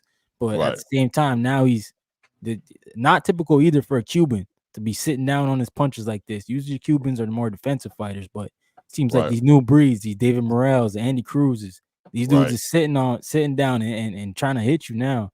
So I think Lara is looking at it like Danny could be a big gate opener for him. Like, it could be a Janibek fight for him, or Carlos Adames in-house. That's in-house as well, 160. So I mean, I hope Lara could pull it out, but at the same time, I'm a Danny. Like, I love Danny, man, because I grew up watching him, Keith, Sean, all them great fights he was in, like knocking American out. And I just don't know if he can get off them sheets, though, man. I don't know, man. He just built 2 condos. He's making albums. He's like, you know, I just don't know if he can get off. Oh man, I'm telling you, man, and he takes a lot of time in between his fights, which makes me think he's not taking boxing as seriously as he did before. Like I said, in his last fight against Jose Benavidez, he had a little bit of a breakdown in the ring. You know what I'm saying? And just kind of letting it be known that he's more concerned about his mental health than anything. So when it comes time to training, is he training, or is he more so like trying to smile and do music and do things that make him happy? He's in another chapter in his career. He hasn't had a real fight since Errol, and he hasn't had a good fight, right? And he hasn't had a good fight since Adrian Granados. You know what I'm saying? 2019, where he actually put on a performance and knocked this dude out in the late rounds. Everything else has been going straight 12 rounds. A loss to Errol Spence in the 12 round, a grueling 12-round fight, a unanimous decision against Ivan Radak in a unanimous decision fight, and in his last fight against Jose Benavidez Jr., where he got a majority decision, in my opinion, wasn't a very impressive fight. Didn't see the power, didn't really see that Danny Garcia that I thought we all know we needed to see. Now he's going against Erislandy, a champion, somebody who's really like Ryan said, made a new identity for himself in his division, became a champion. His last fight was against Mike Zarafa. Yeah. And he laid that boy out. You know what I'm saying? He put that boy out. He's making statements out here. I think Danny might be out of his league a little bit. I ain't gonna lie. So what happened with the last fight of Jose Benavidez? How did he lose that fight? He lost against Danny Garcia. No. That was against Charlo. Right? Yeah. Charlo didn't even knock him out, and that was at 166. And Jamar Charlo was probably more capable of knocking him out. So just to let you know, Jose No. Hold on. Charlo was hitting him clean. He had a good chin on him. Danny was not hitting that boy. He was not putting hands on Jose Benavidez, bro. He was not. Okay. He was just winning. He was winning rounds. If anything, Jose Benavidez was stalking Danny. Right. So because he moved up in weight, right? Because he changed his whole Danny Garcia, though, right? We're talking about Danny, though, right? Yeah, Danny. Let's remember who we talking about. We talking about Danny. We're not talking about Jose Benavidez. and what Charlo did to him. I just want to ask a question about you said the knockout, right? So I'm looking at what's going on here. So I don't think the knockout was necessary because he moved up in weight and he was testing the waters, just like Bud did. It happens with these fighters. They move up and they don't want to sit there and get hit. He's going to move up again, but I think he's smart. But I think here's the difference. He already moved up one weight division, and moving up one weight division in his mind is like, okay, I've been there, I've done that. Now I just got to go out here and fight. I think he's going to go out there and fight Lara, and until Lara hits him with something that's going to make him say, ooh, and he's going to stick and move with the lightning bolt that shot down your back and make him stand there for a second, he's going to keep fighting him. I think you're going to see a dog fight now with Danny. Remember, this is Cuban Puerto Rico right now, so this is going to be a really good Caribbean fight as well. So this is going to put on the show, especially on Mexican Independence Day weekend. Yeah, you know what I mean, so this is a lot going on with this. So this is going to be something that we're not used to seeing in boxing, because we don't see too many Puerto Rican versus Cuban fights anymore. We used to get a lot of these fights across the globe, and we don't see that anymore, especially maybe in the smaller divisions, but not in the middleweight divisions. So this is going to be something that's going to be fireworks. You're going to see Danny come to play. I promise you, he's going to come to play this fight, and he might walk out of there with a victory. Listen, Danny, last time Danny fought was July 30th, 2022. 2022, okay? The way you're talking about what you saw him do at 154, you act like he's carrying some sort of momentum into this fight. Like that was an icebreaker, and now he's about to come into this fight and be like, and move. He's lost any momentum he had built from that fight. Any type of feel that he built up for himself in that fight is gone. This is a brand new, starting from scratch, fresh Danny Garcia coming into the ring again, ice cold, not coming in off of a 154 warm up, tune-up fight with Jose Benavidez. This is a brand new dude who's fighting Erislandy, who just knocked out Mike Zarafa a couple of months ago, damn near a couple of months ago, right? This movie was supposed to this fight was supposed to happen a while ago too, right? It was supposed to happen almost six months ago. Last year, I think. Yeah. Last year? Yeah. So Danny. Right. Sure. So this fight was in the making. He's probably been training for this guy since then. Obviously, we don't know why that fight didn't happen. We do know why, but let's not go there, because then you got people. Listen, I know why. I know why. I got, as we always say, Clay. I got to speak. I got to speak to people as I don't know. Right? I got to speak to them as I don't know. Here's what we do know, Ray. These guys are prize fighters. Right. Go ahead, Ray. There you go. Exactly. So at the end of the day, with them not the inactivity is real, bro. I told you I'm not gonna go there because I don't want to get any hate on the channel. But so you know what I mean. But listen, it is what it is. Shout out to the prize fighters out there. We got a lot of prize fighters out here today, man. Shout out to Boots. Holding up box. Shout out to Brian Norman Sr. and Jr. Shout out to all the prize fighters in the building outside even, man. And of course Danny Garcia. Prize season. But yeah, man. So listen, let these dudes do what they do. I think we see Danny in there making a statement. That's why we can agree to disagree. Can I see? Oh yeah. Absolutely, I can see Lara winning. The reason why I see Lara winning is because of what he's done and what we've seen him do. But then again, there's always the shock value. The shock value is we do have we have a more intelligent IQ fighter based on the divisions that he came from. And I think that's going to play a big part when he fights a 41-year-old Lara who's only there to knock him out. I'm just telling you. What's Danny there to do? Win the fight. Yeah, Danny got it relevant again. Yeah, he definitely not coming to knock nobody out. Listen, if Danny going there fighting like he fought Sean Porter, bye-bye. Okay? Did you just bring up Sean Porter, bro? I said if he goes in there fighting like he fought Sean Porter, bye-bye, is what I said. If he goes in there fighting like he did, who would he win against last? Ivan Richek. There you go. Yeah, man. Yeah, you brought up somebody who he fought in another lifetime. This is a whole different Danny Garcia, man. Salute to Nick J for the building. JJ. How about this, Ray? If the Danny Garcia who showed up against Sean Porter shows up, I think we got a good fight. Even though he lost that fight, but you know what I mean? That's a young, you know what I'm saying? That's a young go-getter. Hey, we got an older fighter. Why not? For me, I just feel like both of these guys are in the golden years of their careers, right? I can see that. I think Erislandy has become acclimated to his golden years. I think he's found a way to be successful and to win in his golden years. Has Danny Garcia found the golden years version of himself? You know what I'm saying? Or is he still holding on to pre-Errol Spence, Danny Garcia? Yeah, you know what I'm talking about. That exactly. Dumb the game down, make it simpler. I'm not charging the pain. I'm not coming in taking the risk I used to. I'm out here with it. This is the new version of me. I'm effective right here. I can still get my team to championship doing this. Dunking on people in the paint. Y'all must miss that game in the guard. Oh, okay. It is what it is, bro. Oh, matter of fact, what was that other game that he did? He scored like 60 something on. Who was that? Jalen Rose of Indiana?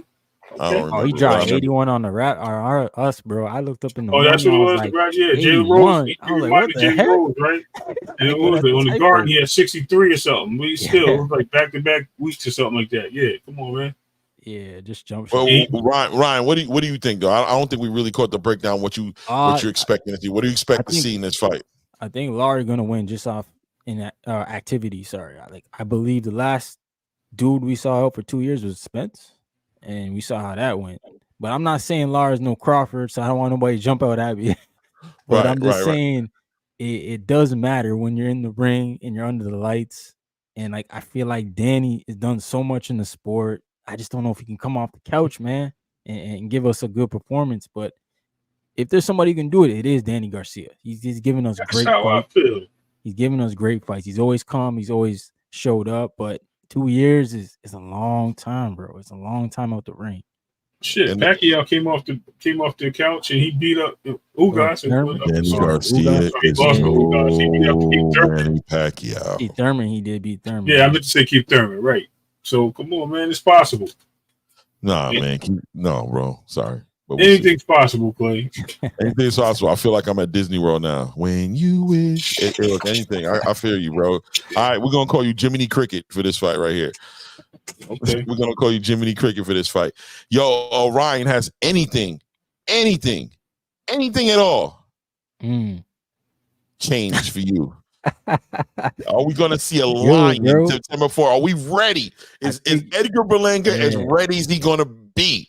What are we gonna see on this main event next week? I need Edgar to make Canelo look human. Like he doesn't even have to beat him, bro. Just buzz this dude. Like, cause I ain't never seen Canelo get buzzed. Like I just never seen it. Like I seen Triple G hit him with his best shot, and this dude still came back. I thought Triple G buzzed him a little bit at first. I thought Triple G did too until I saw Canelo like step to him, like, yo, we fighting in the middle of the ring. And then I saw Triple G back up, and I was like, oh shoot. This will be on tonight, Triple G. I thought you was that guy. Is this the most slept on? Is this possibly the most slept on cherry pick in Canelo's career at this point? And I would say the only person next anywhere near this would have been John Ryder. As far as like, right? Like, like, you know what I'm talking about? As far as like, right. Is Edgar Berlanga right? Or is Edgar Berlanga a game opponent? I think Edgar is the best name because if he fights in Billy, that's in Billy's best opponent. That's anybody else's Morrell's best opponent too would be Edgar Berlanga. So I feel like unfortunately this is the guy. Like this is who's here. All the other guys were held up. Like and Billy had a fight. Hammond Gia's fighting Eric Bazian. This nigga like everybody fought David Benavidez is what he could have done. Diego Peck, no doubt. I believe, man. Like Benavidez should have stayed and forced the WBC's hand. Like that's on him. Him and his team, they didn't do that. That's on them. But okay. I think David Benavidez got to make his own lane now. Just like I used to call Devin want to fight Tank. No, Dev, go make your own lane, bro. Tank don't want you. Like, you gotta move on at some point. Because I mean, I think Canelo's either the fans are gonna start, saying you gotta fight somebody, right? And it's gonna force him to go up and fight Bivol or Beterbiev or David. One of the three, he gonna have to fight eventually. Like we're not gonna pay $89.99 for this every time, like right. Especially when Turkey's talking about $20 pay-per-views, man. Can't wait. Listen, shout out to Turkey. Turkey, just know the link is always open. If you ever feel like jumping in on the chat, sharing with the community, we always got the link for you, bro. Stop everything for you. Just let us know. Can I ask a real quick question? I want to go to another fight. So the Rolly fight. Do you know who that guy is? Jaime, what's his name? Marcos Jaime or whatever. This guy right here, Manuel Jaime. Jaimes or James or James, whatever. You know who that is? Have you ever seen him fight? Nah, I never seen him fight. I just said Clay. Listen, man, they always do this with Rolly. Man. Listen, I sent the video out of this dude. Now I don't know how long ago it was, whatever the case may be. I sent the video out to Clay. I said, Clay, Rolly gonna win this fight. At first, I told him he's gonna give Rolly trouble. I said, hold on, let me see what this guy. I went and video. Hey, Rachel. What's up, Rachel? Salute, Queen. And I was sitting there like, yo, there's no way this guy Rolly. I don't know if Rachel wants to come with because Rolly's Rachel. This guy. And if he salute loses legacy to him, over currency. Salute, King. Bro, if he loses to him, it's a wrap. Matter of fact, go to the private chat. Let me see if I can send this video to you, bro. Clay can drop it in the private chat. But yo, it's funny, bro. Yo, this dude, he came out crazy. I was like, yo, there's no way. If Rolly loses to him, yeah.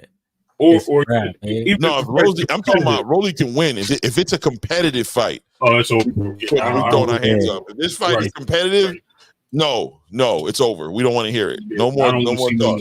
Salute Rachel Donan the Rachel. What's that? I'm dead, bro. I'm dead today. What's going on? Oh well, I mean we're over here in Orlando. Nonito's commentating on the DAZN card MVP prospects, but this is the first time we ever took a red eye that wasn't international with the boys, and they were not happy. And so we landed in Florida 5:30 a.m. and my guys made sure that we had our room ready, and then we crashed until 3 p.m. Florida time. And not happy. This is weird. I'm off.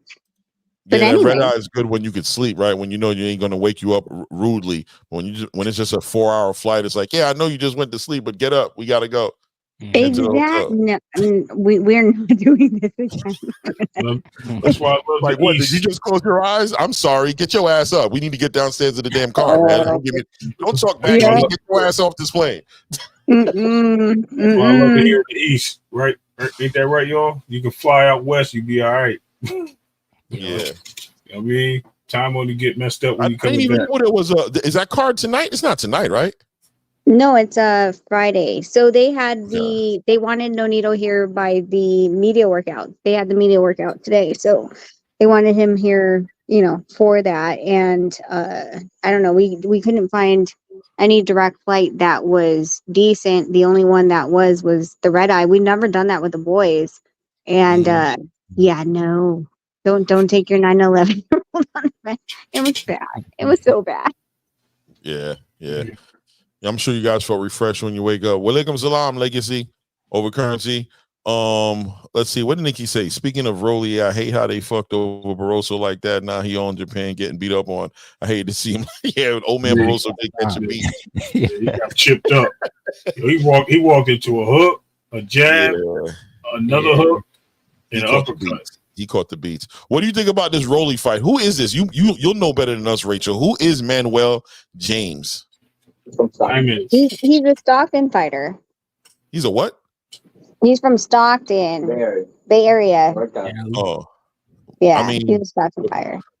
Is he there for? Is that Nonito in the background? Yes, sir.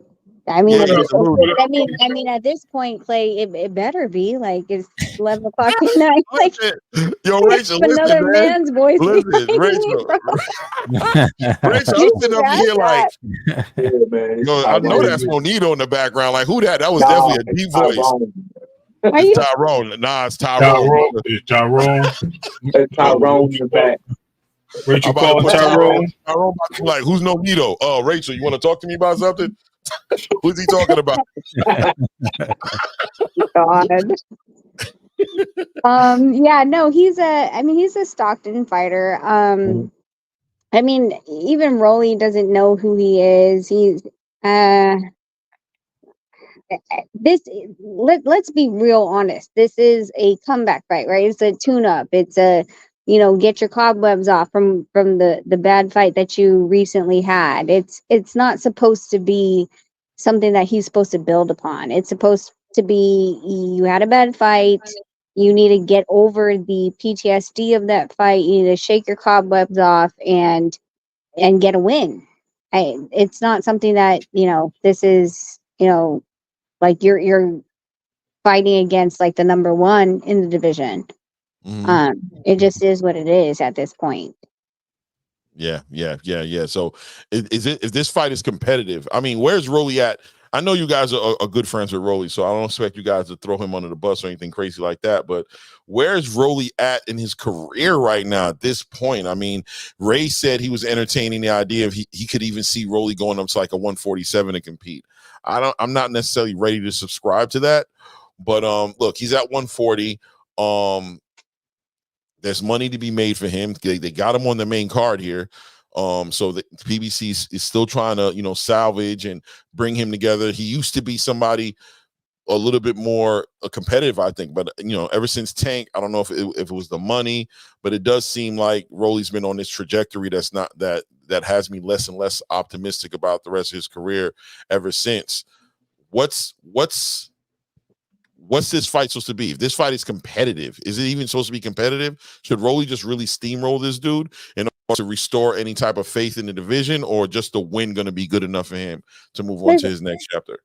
The thing with Rolly is that he's awkward as hell. He has that, I'm not going to say, that R power that like just comes out of nowhere. And he's always been like that. And he's been, let's be honest, he's not a pedigree from the amateur days. That's not right. He learned boxing late. For him to have the accolades that he has had, not having that amateur background is already impressive. Right. Now, when we're talking about going into, especially the higher weights, I don't know if he should. I know that probably about 3 weeks ago, he was about 20 over, which is not unheard of. That's easy. And of course, fighters are going to be having certain cravings because, you can't eat certain shit anymore. And Rolly likes his ramen. Bad choice. You should not be eating, sodium. And he's been staying away from it for the most part. But for him to jump a weight class, in the 47 division, I guess like then the next conversation would be, well, who's at 47 right now? Of course, there's, Boots. We also know what's going on with Karen. We also know that there's Brian Norman. And these fighters that are at 47. So we can even liken it to when we talk about Inoue moving up into 26. Who can he fight? Is there someone there that he can take advantage of? And I think that would be the only reason he would move up into any weight class, because I don't think he's I've never seen him blown up, like, to the point he's at 40, possibly walks at 60, 65, but I've never seen him at 80, 85. You know what I'm saying? Mm-hmm. And he's not going to grow. So is he someone that can continue his career? Honestly, boxing is based on who you put him up against. Right. I don't know, man. I think he's on the main card. This is PBC hasn't given up on him. You know what I'm saying? So hopefully he shows out. I know this is going to be his second fight with this trainer that he's with. I guess an earlier trainer of his before Bullet. And maybe he didn't have a chance to acclimate. He looked like when he went into the fight with Isak that he was doing this, he was boxing now. He was moving. He was trying to control distance, and he's standing behind his jab and doing things of that nature. Let's see if he continues on that. And, he has an opponent in front of him that I think he can do that on, and kind of like, knock out a couple of those, knock the cobwebs out a little bit, kind of, knock the dust off the hands and let his hands go, and maybe, revitalize an image, you know what I'm saying? Rehabilitate an image that he's kind of built for himself. I mean, like I said, the Barroso fight, we saw how that went. Then he jumped into the Isak Cruz fight. Yeah, you saw how that one went. Now he's here. We're at the present moment with Manuel James. I hope I'm saying that right. I think that's a great point, because I can tell you, I don't remember the date of the fight, but I remember that we were at Golden Boy's fight, And it was at Virgin Hotel, and Bullet was his trainer then. Right. As far as the conversation was going, and then when he fought in March, like, well, so Bullet was there. I think that was a January or February fight. Mhm. And he was your head trainer then. When did you actually, stop? You guys would have to look back and all the news reports and stuff like that, where he says he's like, I'm not with Bullet anymore. When did you decide that? Because 8 weeks before a fight, like, you're chancing it. Yeah, you've been with Salas before, but now you have to do the dance again. You have to remember how this all works and how he wants you to fight in comparison to Bullet. I think that any fighter that continues to skip trainers based on just one camp is faulty, because you really don't understand the rhythm with your trainer for just 8 weeks. You really should be there for a lot longer, to establish the rapport, the respect, and understanding of, and the communication of how you and your trainer are supposed to work. Yeah.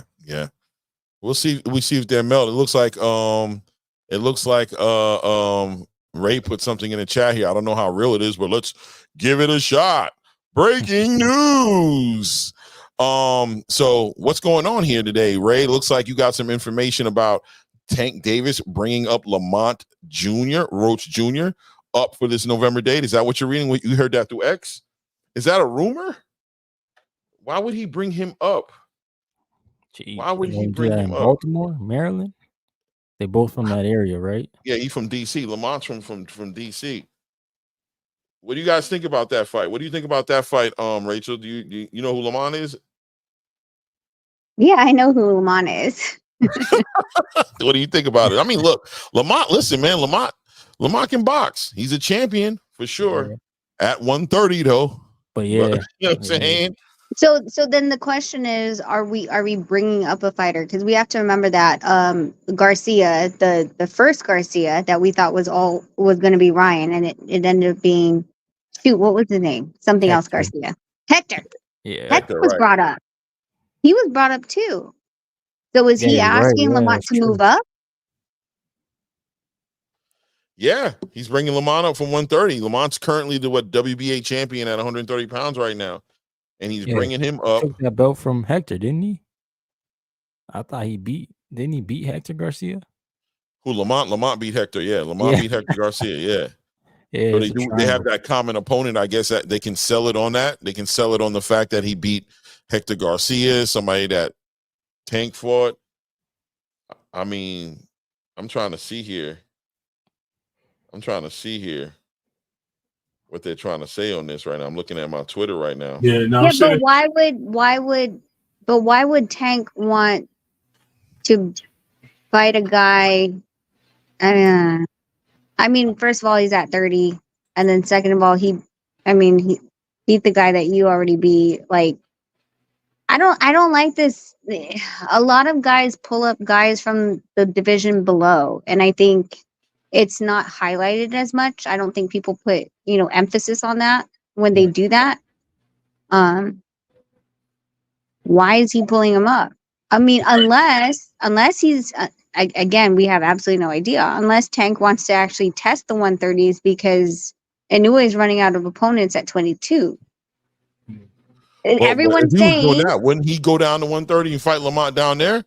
That's what I'm asking. Go down to 130?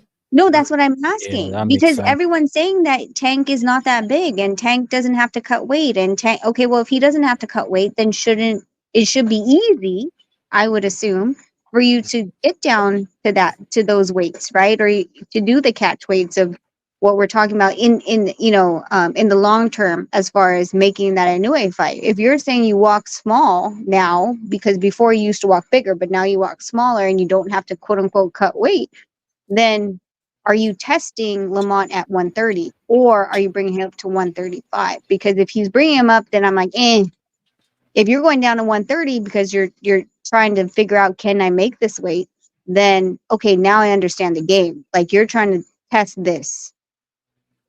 Yeah, and I'm pretty sure Tank in the Frank fight, he weighed in at 133. So Yeah, that's he can and they said that probably he get down. made it easy. Yeah, he can probably get down. I don't see the information. Where'd you see that at? Ray. Okay. I'm about to send it to you right now. Okay. Actually, I can't message you. Why you blocking me from messaging? Clay don't like me, y'all. But you get on my damn nerves with your shitty ass fucking your damn Twitter links, bro. Yeah. But yeah, listen, man. If he's bringing Lamont up for 130, he's gonna get some pushback from a lot of people in the space. I can tell you that right now. But he is Tank. He can do what he wants. If that's what he's gonna do, they say he's gonna do it. But if he pulls up Lamont, it's gonna be another small guy that you're bringing up from another weight class, and you're gonna put him to sleep, and they're not gonna the space is not gonna embrace that idea, especially in this atmosphere with the heat that you know what I mean. In this atmosphere right now, what's going on in boxing, they're not gonna be very nice to you, bro. Crazy. But you're gonna give a lot of content creator stuff to talk about, so that's a good thing. Well, I'd be surprised though if Amazon approves that, because they're the one paying him $40 million a fight. That's not a $40 million fight at all. Well, he making all $40 million. That's why. That's the problem. They not. Yeah, he probably true. Lamont's a solid little like $3 to $5 million. You know what I'm saying? Let me hook you up with his $5 million. You know what I mean? Maybe a little back end money on there, a couple points in there, get him close to the 10 as possible. You know what I'm saying? See, hopefully it sells. Ugh. I hope that's not true. I ain't gonna lie to you. I'm praying. So we need to be very clear though. If Amazon, and we still haven't gotten the answers to that question that you were asking. Is Amazon actually putting money into the fight, or is it just a distribution? Because the more and more that I've talked to the distribution channels, there are numerous, and I'm not going to name names, that allow you to stream on their network, and they'll provide the production, but they will not put any money towards the card. So is Amazon just a platform where you can stream and then of course, like after a certain, certain number, they're like, all right, well then we'll kick you back whatever percentage that is. Or like before with HBO and Showtime, what they would do is they'd be like, hey, we want this fight, we'll give you this as their guarantees and pad it for you. So you're not coming out of pocket because we're a partnership in this. And I think that that's something that needs to be answered, because we're seeing more and more now within the boxing space, streaming services that are given without any monies out of pocket, but just giving you the ability to be on that platform. So it's like, like Clay's channel right now is like, hey, well, Clay's like, I'll stream it for you. Cool. Like, I'm giving you an avenue, but I'm not going to put money towards it, but I'm giving you, viewership. Right. I think that's what the deal is, distribution. I don't think that's a fight, Ray. That's inevitable. D-Block putting out some point. I understand. Well, it doesn't say that it's false. It says breaking news. So breaking news is breaking news. If he's just clowning, he's clowning, bro. I'm just telling you. Nah, bro. Listen, breaking news. The news you've heard just right now is not of ATP Combat Media. We do not support it. We don't know. Inevitable. If you want to find out more about it, go to Inevitable D-Block's Twitter.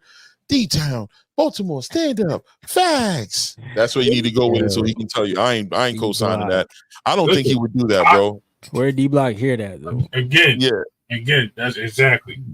It's a source. I'm not telling you it's real. I already said it's what I heard.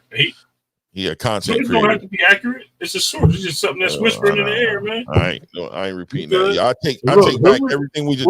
Please rewind the last 10 minutes of this. Last 10 minutes of this podcast of this YouTube show. Please disregard. Thank you. Rich is in the building. He could have answered that right a long time ago. Yeah, so, do you guys think Rolly and Blair the Flair will be a good fight at 47? No. Blair, if he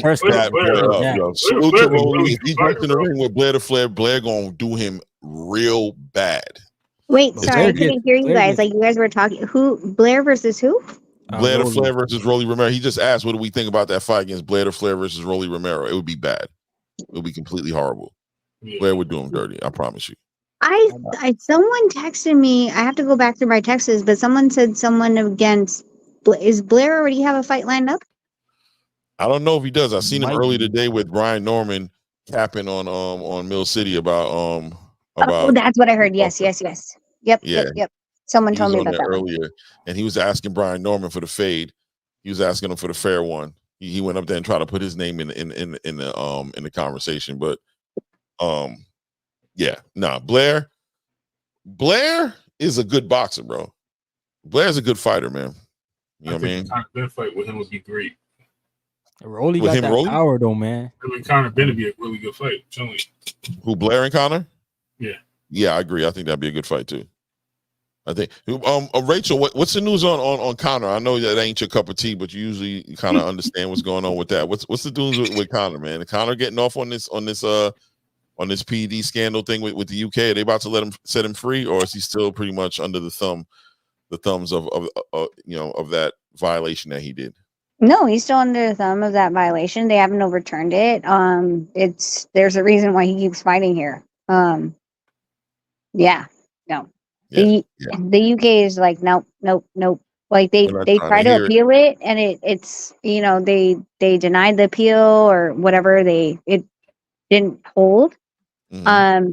But it's interesting because of the whole thing, like we were saying with the Ryan Garcia thing. Like, okay, well, so can we send Ryan over there and BBBOC will be okay with it? Because I know BBBOC had contacted the certain commissions over here that approve Conor Ben, because it's supposed to be a gentleman's agreement across all commissions. If you're banned, you're banned. And we, for some weird reason, allowed Conor Ben to come here and fight. But I mean, at the end of the day, it's no one wants to see him fight here. The last time that he came here, he fought at what's it called? Cosmo? Yeah. Cosmo on a brunch time. Right. Nobody cares. Yeah. I mean, I think Conor Ben is a great dancing partner. I think against the right fighters, he's there to provide good entertainment.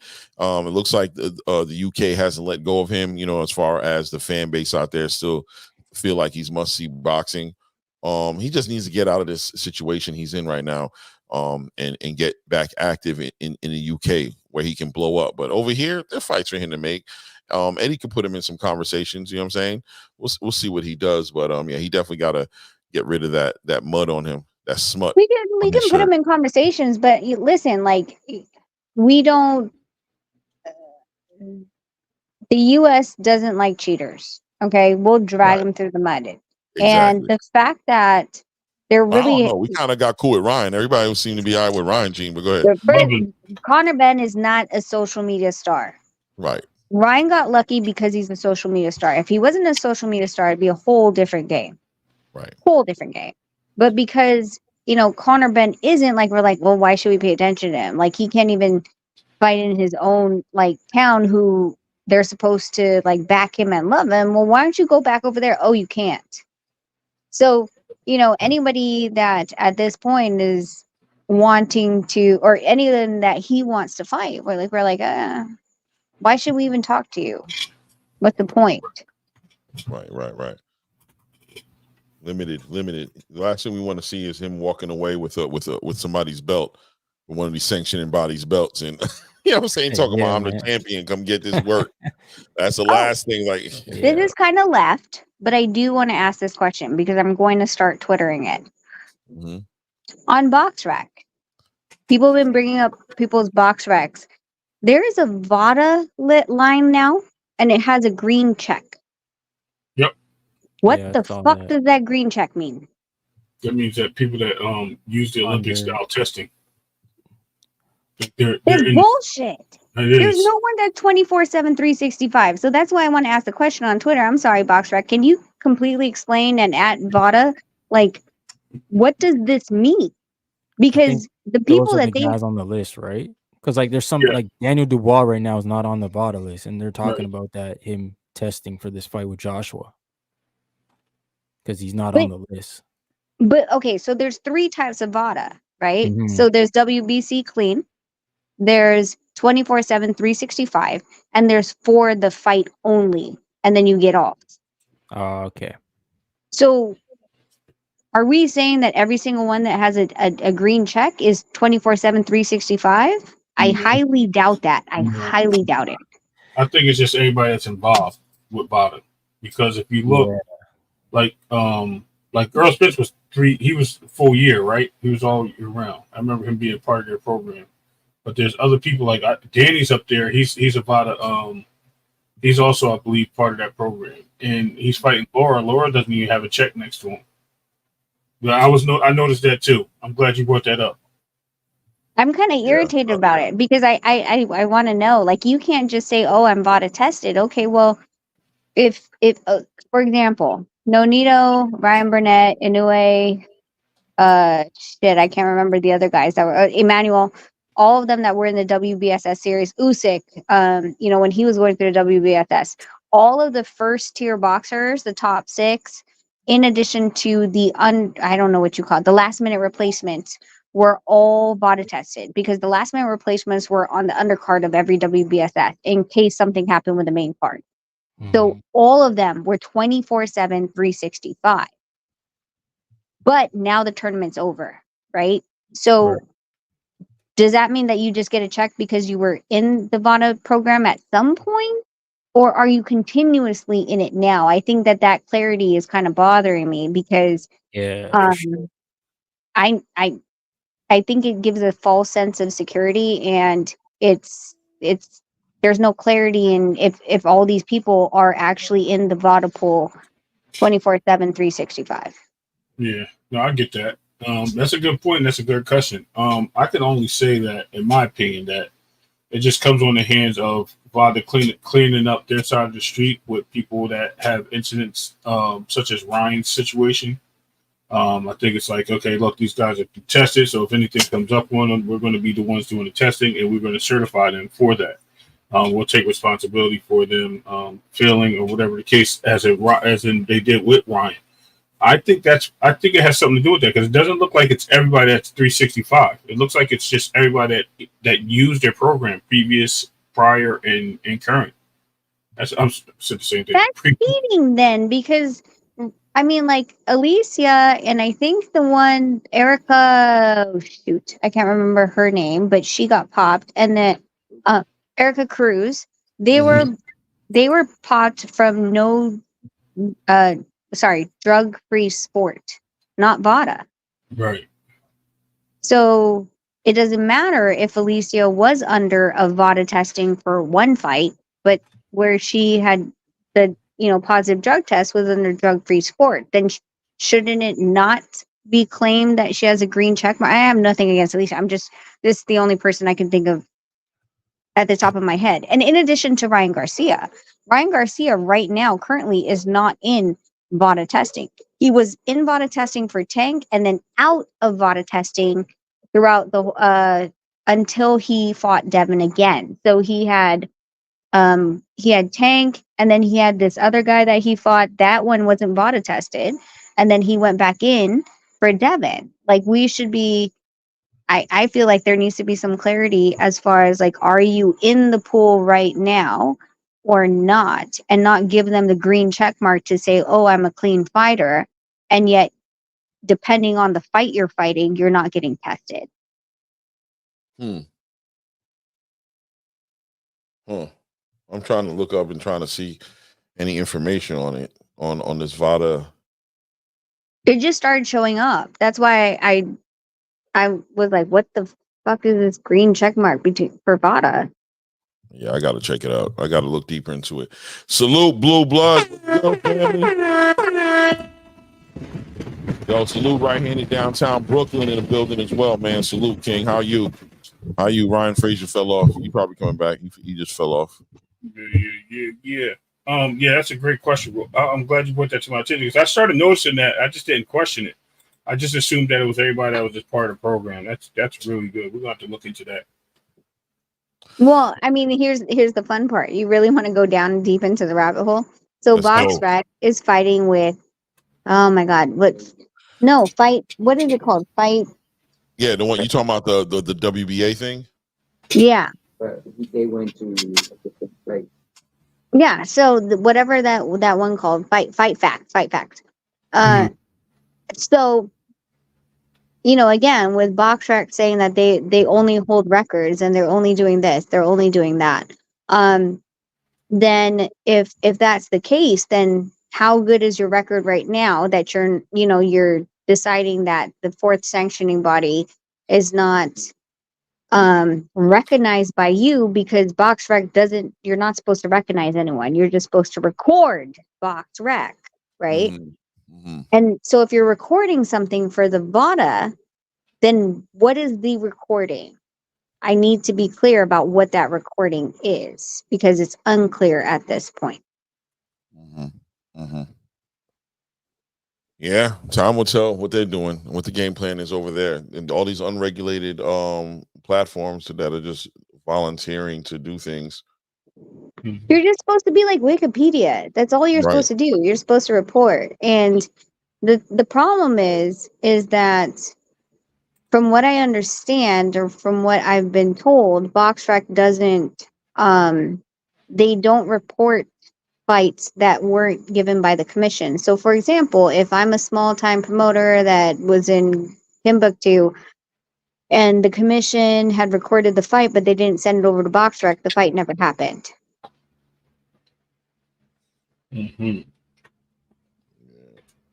That's a problem.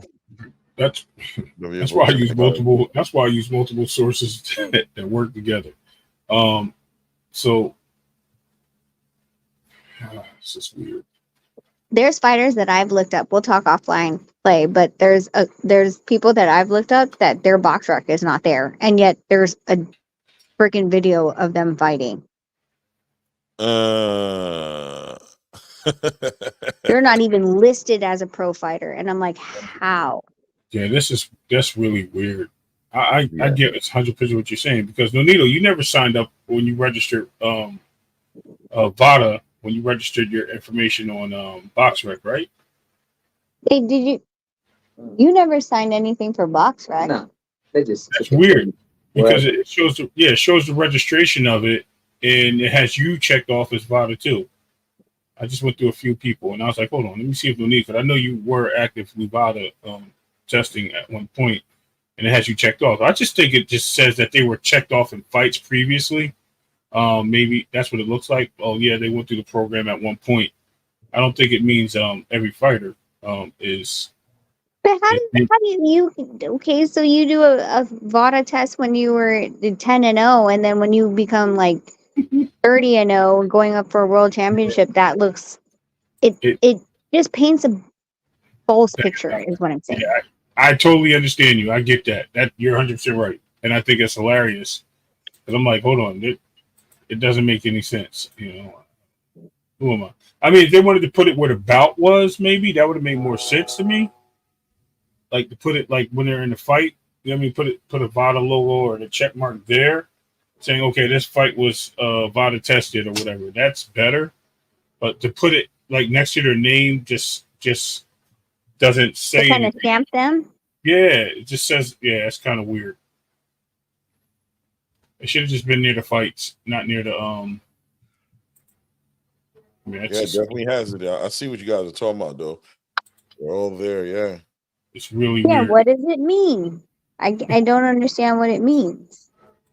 Clay, your background is tripping me out. I'm just letting you know. What's going on with the background? What I do?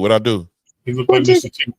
Yeah, you look like Mr. T. And I'm on a phone, so it's so Mr. T is bigger than you. My phone. Look, babe. Look at Clay's head, and then he has no. Sit back where you were. Sit back where you were. No, sit back where you were, Clay. No, you were not sitting there. So he was sitting like that. I'm like, why does Clay look like Mr. T right now? I thought he had like a filter. I put the food. Yo, Rachel, that's the second time you did that to him. Remember he was on Blue Channel and his whole. I gotta go this way. This is where I gotta go. His shoulders was hanging off. And yeah. He had his whole abs, and you was like, I had the six pack up there looking like I was flexing for the camp. Your head don't match your body. Yo, I fell out dying. Now he got the opposite. His body don't match his head. I pity the fool. I pity the fool. Pain. You know what I mean? Yeah, that's funny. That's funny. Yeah, that's Shout out to great. Mr. You T, keep man. cooking on Clay. That's funny. I always again, I'm on my phone, so I'm like, wait, like looked back and I'm like, wait, what happened to Clay's head? Then I realized. I wish I could grow hair up there, man. Trust me, I'm jealous of Mr. T. I wish I could sit there and get a mohawk, man. Boy, I wish. Pause. You got the needle on the room. Pause big time. You changed your room again? Yeah, man. I'm trying to bring it down a little bit because I see a lot of people jacking my style, man. I ain't calling out no names, but there's a lot of people all of a sudden I'm looking, they got the mic, they got the textured tiles in the background. They, you know what I mean? They doing their thing, you know what I mean? So I'm like, I gotta switch it up a little bit and see if they follow me. See if it's really me or is it me or is it them? We're gonna find out. Let's see how many other people change it up. You know what I mean? No, okay. And I change rooms too. I'm not in that room anymore. So, well, I'm sorry, Big Flex. How many rooms do you have in your house that you just changed? Oh my God! Do not even go there with me because I'm not living like that. But I definitely had another one. I had access to another one. I'm like, I can have it. All right, cool. I'm going on there. Shout out to the wife. Shout out to the wife for being so gracious to me. I always appreciate the grace and mercy I get in my home. But yeah. Yo, guys, what do you think about this Keyshawn Davis card? I think it's going to be a really good card, man. You know what I mean? Shout out to Brian Norman Jr. He's going to be on there fighting for a Coke and a Smile up there, getting that easy fight against Derek Cuevas. I don't think it's going to be an easy fight, man. I think he's going to have to run it with the young bull. I think Derek Cuevas is in it for the long run, baby. 27 win, 19 knockouts, 1 loss, brother. What? His last 4 fights have been TKOs or knockouts. He had a split decision loss, which is his 1 loss that he had. And the fight before that, a knockout again. Very active guy here. You know what I'm saying? He fought 3 times in 2023. This will be his first fight in 2024, though. So it'll be about a year since his last fight. But yo, man, he's in it to win it. He's in it to win it. What I've seen from Cuevas, he actually throws. Like he isn't someone that you overlook. I just hope at the end of the day, like this whole debacle with Boots isn't what is it called? Distracting him from apparently the fight that they already had lined up, because it seems like they are like it was quick, right? They were in negotiations. All of a sudden, they already had a fight lined up. And you just being a world champion, you just can't look over anyone, talking your shit to anyone and everyone that will, and then not show up being that, instead of being the headliner, he was, supposed to be, and now he's on the undercard of Keyshawn. Listen, you just turned down 1 point. By the way, Nonito, you there? He went to go check on the kids. He went back inside. All right, when he gets back, no, because I definitely would like his opinion on this, and definitely your opinion, obviously. I want to know how you know what I mean, him walking away from this $1.75 million, right? To unify, and now he's turned that down, said he's not a peasant. He's not going to work for chump change, you know what I'm saying? But he's getting ready to go fight Derek Cuevas on a Friday night on, in my opinion, the undercard. It looks like they have him up here as the main event now on this card, but I don't care. This is Keyshawn Davis's stomping ground. All the Davis brothers are fighting on there. Keyshawn's fighting Kelvin, and Keon Davis are fighting on this card. This is their card. Anybody who's coming to this card is coming to see them perform, not Brian Norman Jr. But that being said, he's fighting against this Puerto Rican, Derek Cuevas, man. Somebody who's not coming to take no shorts. You know what I mean? He's 27-1. Brian Norman is 26-0. Brian Norman generally would have probably been 20. I mean, he was heading to be 26-1 or 25-1 in the fight he had right before Santillan. This dude he got sat in his pockets, but it turned into a no contest for obvious reasons. The 3 fights he had before that went to unanimous, or the 2 fights. No, the 3 fights he had before there went to full 8 out of 8, 10 out of 10 rounds. Quinton Randall, Jesus Antonio Perez, and Rodrigo Damian Correa. You know what I'm saying? Which, by the way, let me just make sure I'm not bugging here. Let's see here. All right. I mean, they're American, but probably Puerto Rican. I mean, listen, the Santillan fight was great. That was something, that was it. He was the underdog, and he wasn't supposed to beat Santillan, and he showed up that night, and he was able to beat him. But you can't, when you're looking at fights and what your supposed purse is when you become a world champion, and then like this bag that allegedly Eddie, I don't know what Eddie did confirm or not confirm, because I keep hearing like, oh, it wasn't that, and whatever, they keep going back and forth. But if you were like, if this is your best bet, if this was your best performance, maybe it's like that shooting star performance that will never happen again. Like, you have to understand that. But I think that their conversations within their camps was like, well, we can do it again, and he's gonna have to show he can do it again. I don't know if he can. Can he? Yeah. I mean, I guess capitalize on your momentum is, in other words, you're trying to say. You know what I mean? Like, if you have the opportunity to capitalize on something and then go up to bigger heights and make the money, why not? Yes, that's exactly what I'm saying. Because if let's just pretend the Boots fight comes back around. Let's just say Boots fights and Karen, and Brian Norman Jr. fights the other guy, right? And he has a shitty performance. Well, and no one really showed up. If they look at the numbers, when did people tune in? Did they tune in when he was fighting, or did they not? All these things considered. And in addition to, they know Keyshawn was fighting, how many tickets are already bought, how much tickets are going to be bought just because he was added to the card, all these things. Does that hinder you or help you? And you have to know your numbers. Considering he hasn't been on that top tier card, he already doesn't have numbers to back. So it's really a risk of the dice that they're, supposedly, if they, in the perfect world, that they would both fight their opponents and then possibly come back together to talk again. It could prove detrimental to negotiations. Man, I'm looking at his record, right? Have you looked at his box rec, Ray? Who, Cuervos? Brian. Yeah. Bro.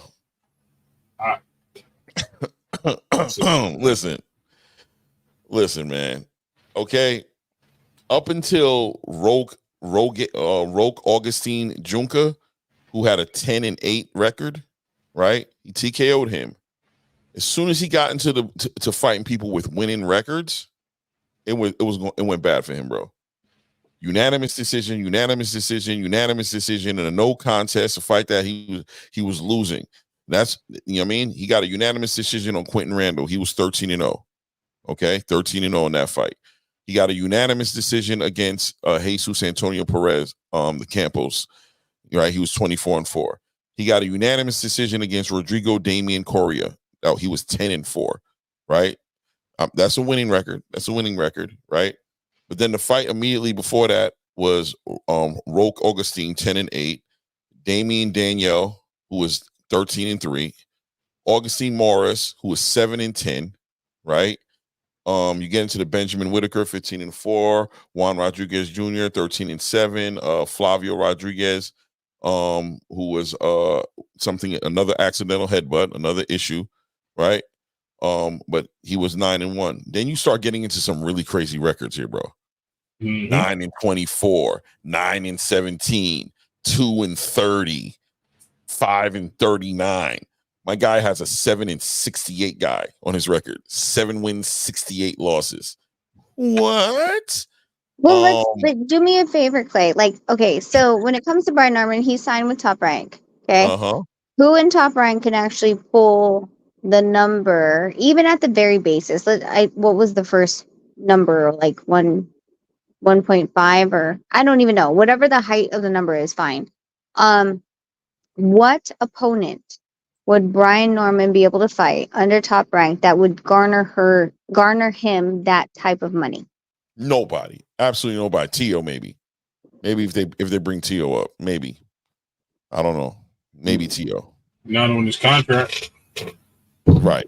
But what do you think Tio is gonna act like? Okay, so yeah, like that's two people, right? So it's who you think that Tio is gonna give that much to Brian Norman's camp? Like, don't you believe that Tio is gonna be like, nah, screw you, I'm gonna be A side and take the majority of the pie? You don't think that this is gonna be the same conversation that we're in? 100%. 100%. But Tio might mess around and concede and take the small, because Tio the type of dude to try to make the fight. He'll try to make the fight. But yeah, Tio's the closest person that there is there for him to get the money to. Yeah, Nikki J, unanimous decision isn't bad, but it just seems as if once he got as soon as he moved up the competition, he had a hard time navigating. You know what I'm saying? The competition, his TKOs and everything stopped. Now his KO that he had with Giovanni Santillan was a resurrection. It was like, he was a super underdog in that fight for the right reasons, not for the wrong reasons. A lot of people feel like he was an underdog in that fight because of the fight he had with Figueroa, Boca Chica. They're like, that's why they just sleeping on one fight. No, he was on the trajectory. He was heading to a loss. They saw it coming, like unanimous decision, close fights. You know what I'm saying? That he was losing, and when he stopped Santillan, that was a resurrection. This fight with Boots Ennis was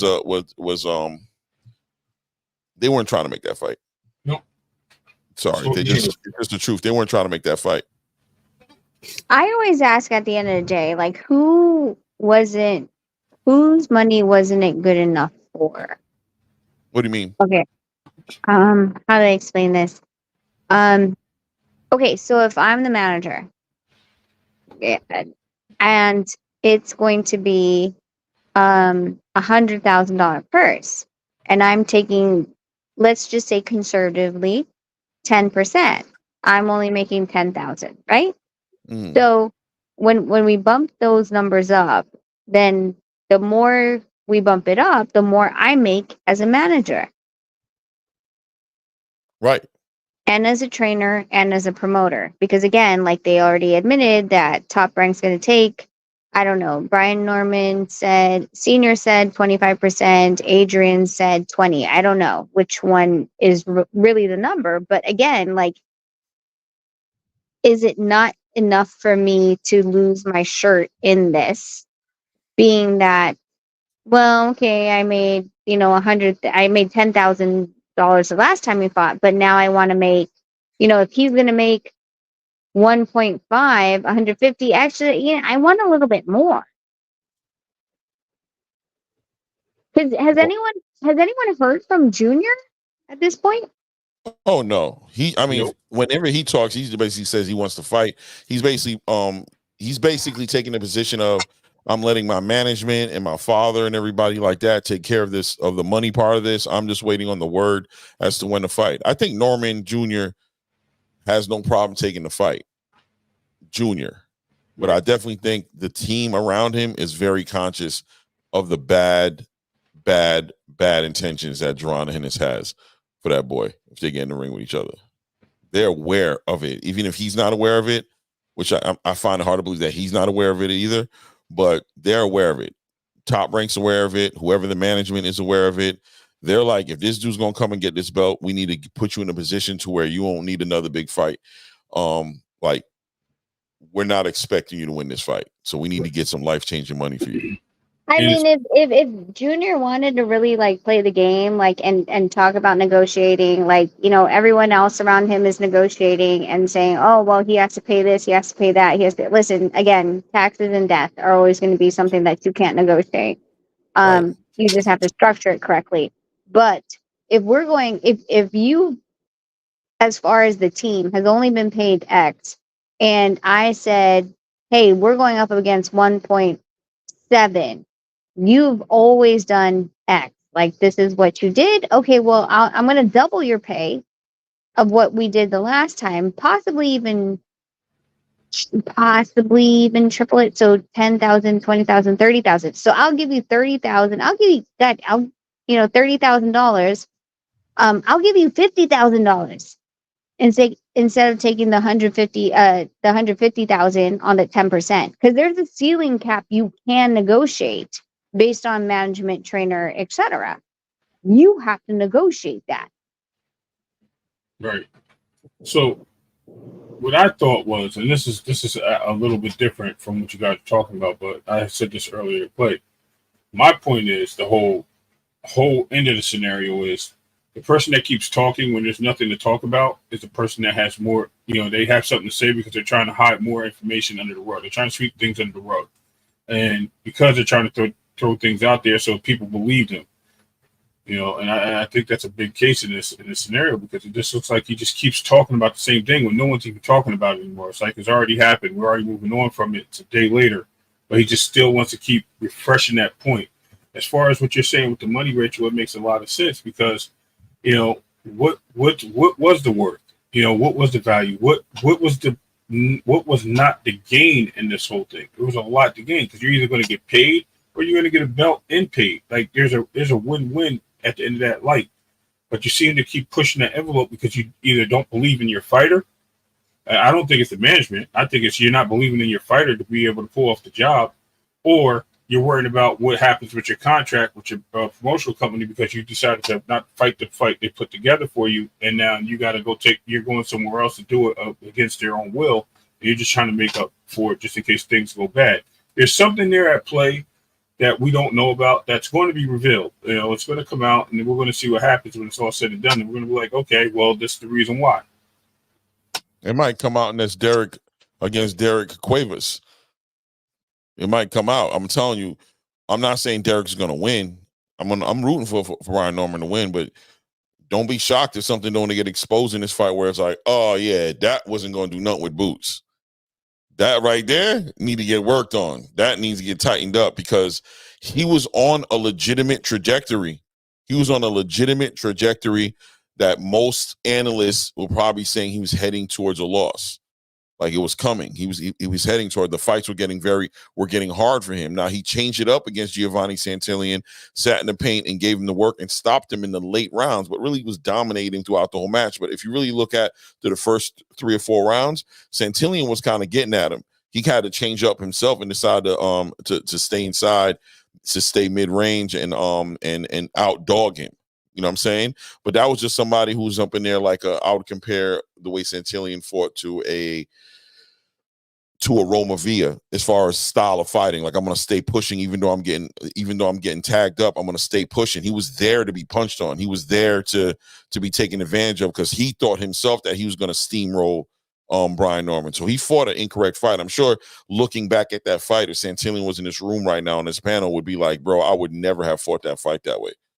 You know what I mean? I really thought that this dude was weak, and I thought I could do him dirty, because looking at his tapes and looking what he didn't seem like the guy who could deliver the fight that he delivered. Same thing I would say with like Terrence Crawford and like a Madrimov a little bit, just to say that Terrence Crawford came in there ready for a certain fighter and got another kind of fighter. I believe the next fight he'd be prepared for both fighters. He'd be prepared for the herky-jerky guy and for the guy who's going to walk him down. The next fight, if Giovanni Santillan fights Brian Norman again, how does that fight go?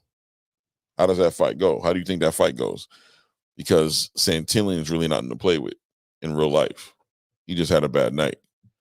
So we'll see what he does against Derek Cuevas. We'll see how that turns out. Santillan, he'll be back, obviously. And I'm sure he'll get right back in the conversation again. But this deal that didn't work out between Boots and Brian Norman was by design, not by accident, in my opinion. It was by design for it not to happen. Hey, Jerome's back. Jerome. Come on, Jerry. Who the fuck is Jerome? She talking about Nonito. Oh, I said Tyrone. It was Tyrone. Oh, man. I knew she was doing it. So, yeah, go ahead, brother. No, to you, yeah. But you were saying go. You, Nonito. I was saying, yo, back at you. I mean, that whole thing with Norman. I mean, listen, man. 1.5, 1.7, whatever. You know what? If you have the opportunity to get yourself there, prove yourself.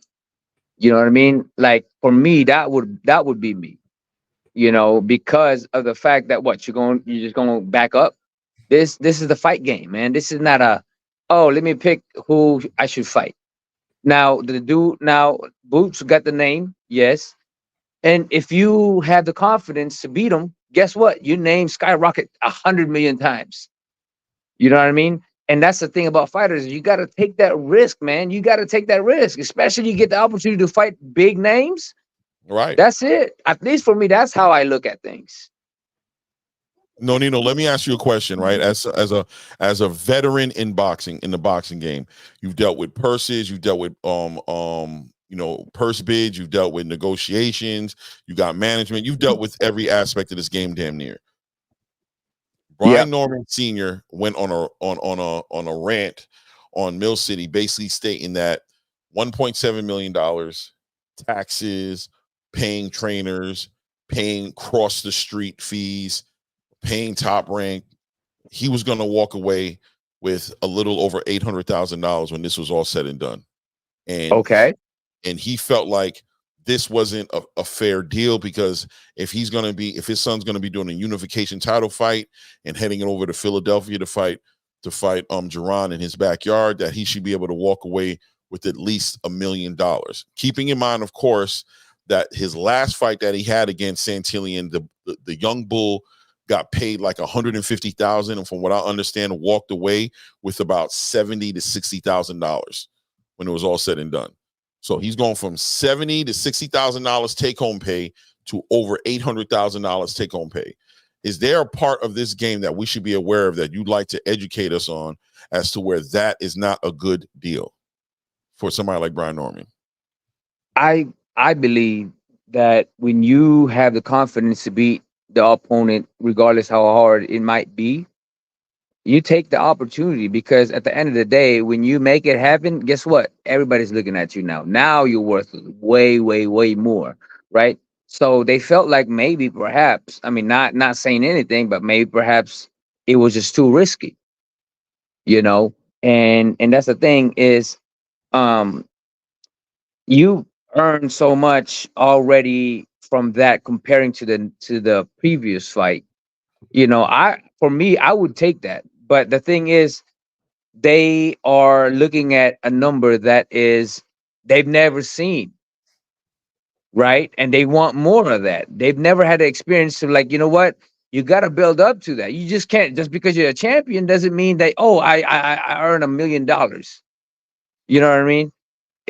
That's just how the game works, and you got to play the game. You got to play the game, and guess what? You know what? If you're confident in beating Boots and outboxing them, guess what? Your name is 100 times more. Now you're earning $2 million. Now you're earning $5 million. You know what I'm saying? To me, opportunities are given. You take it.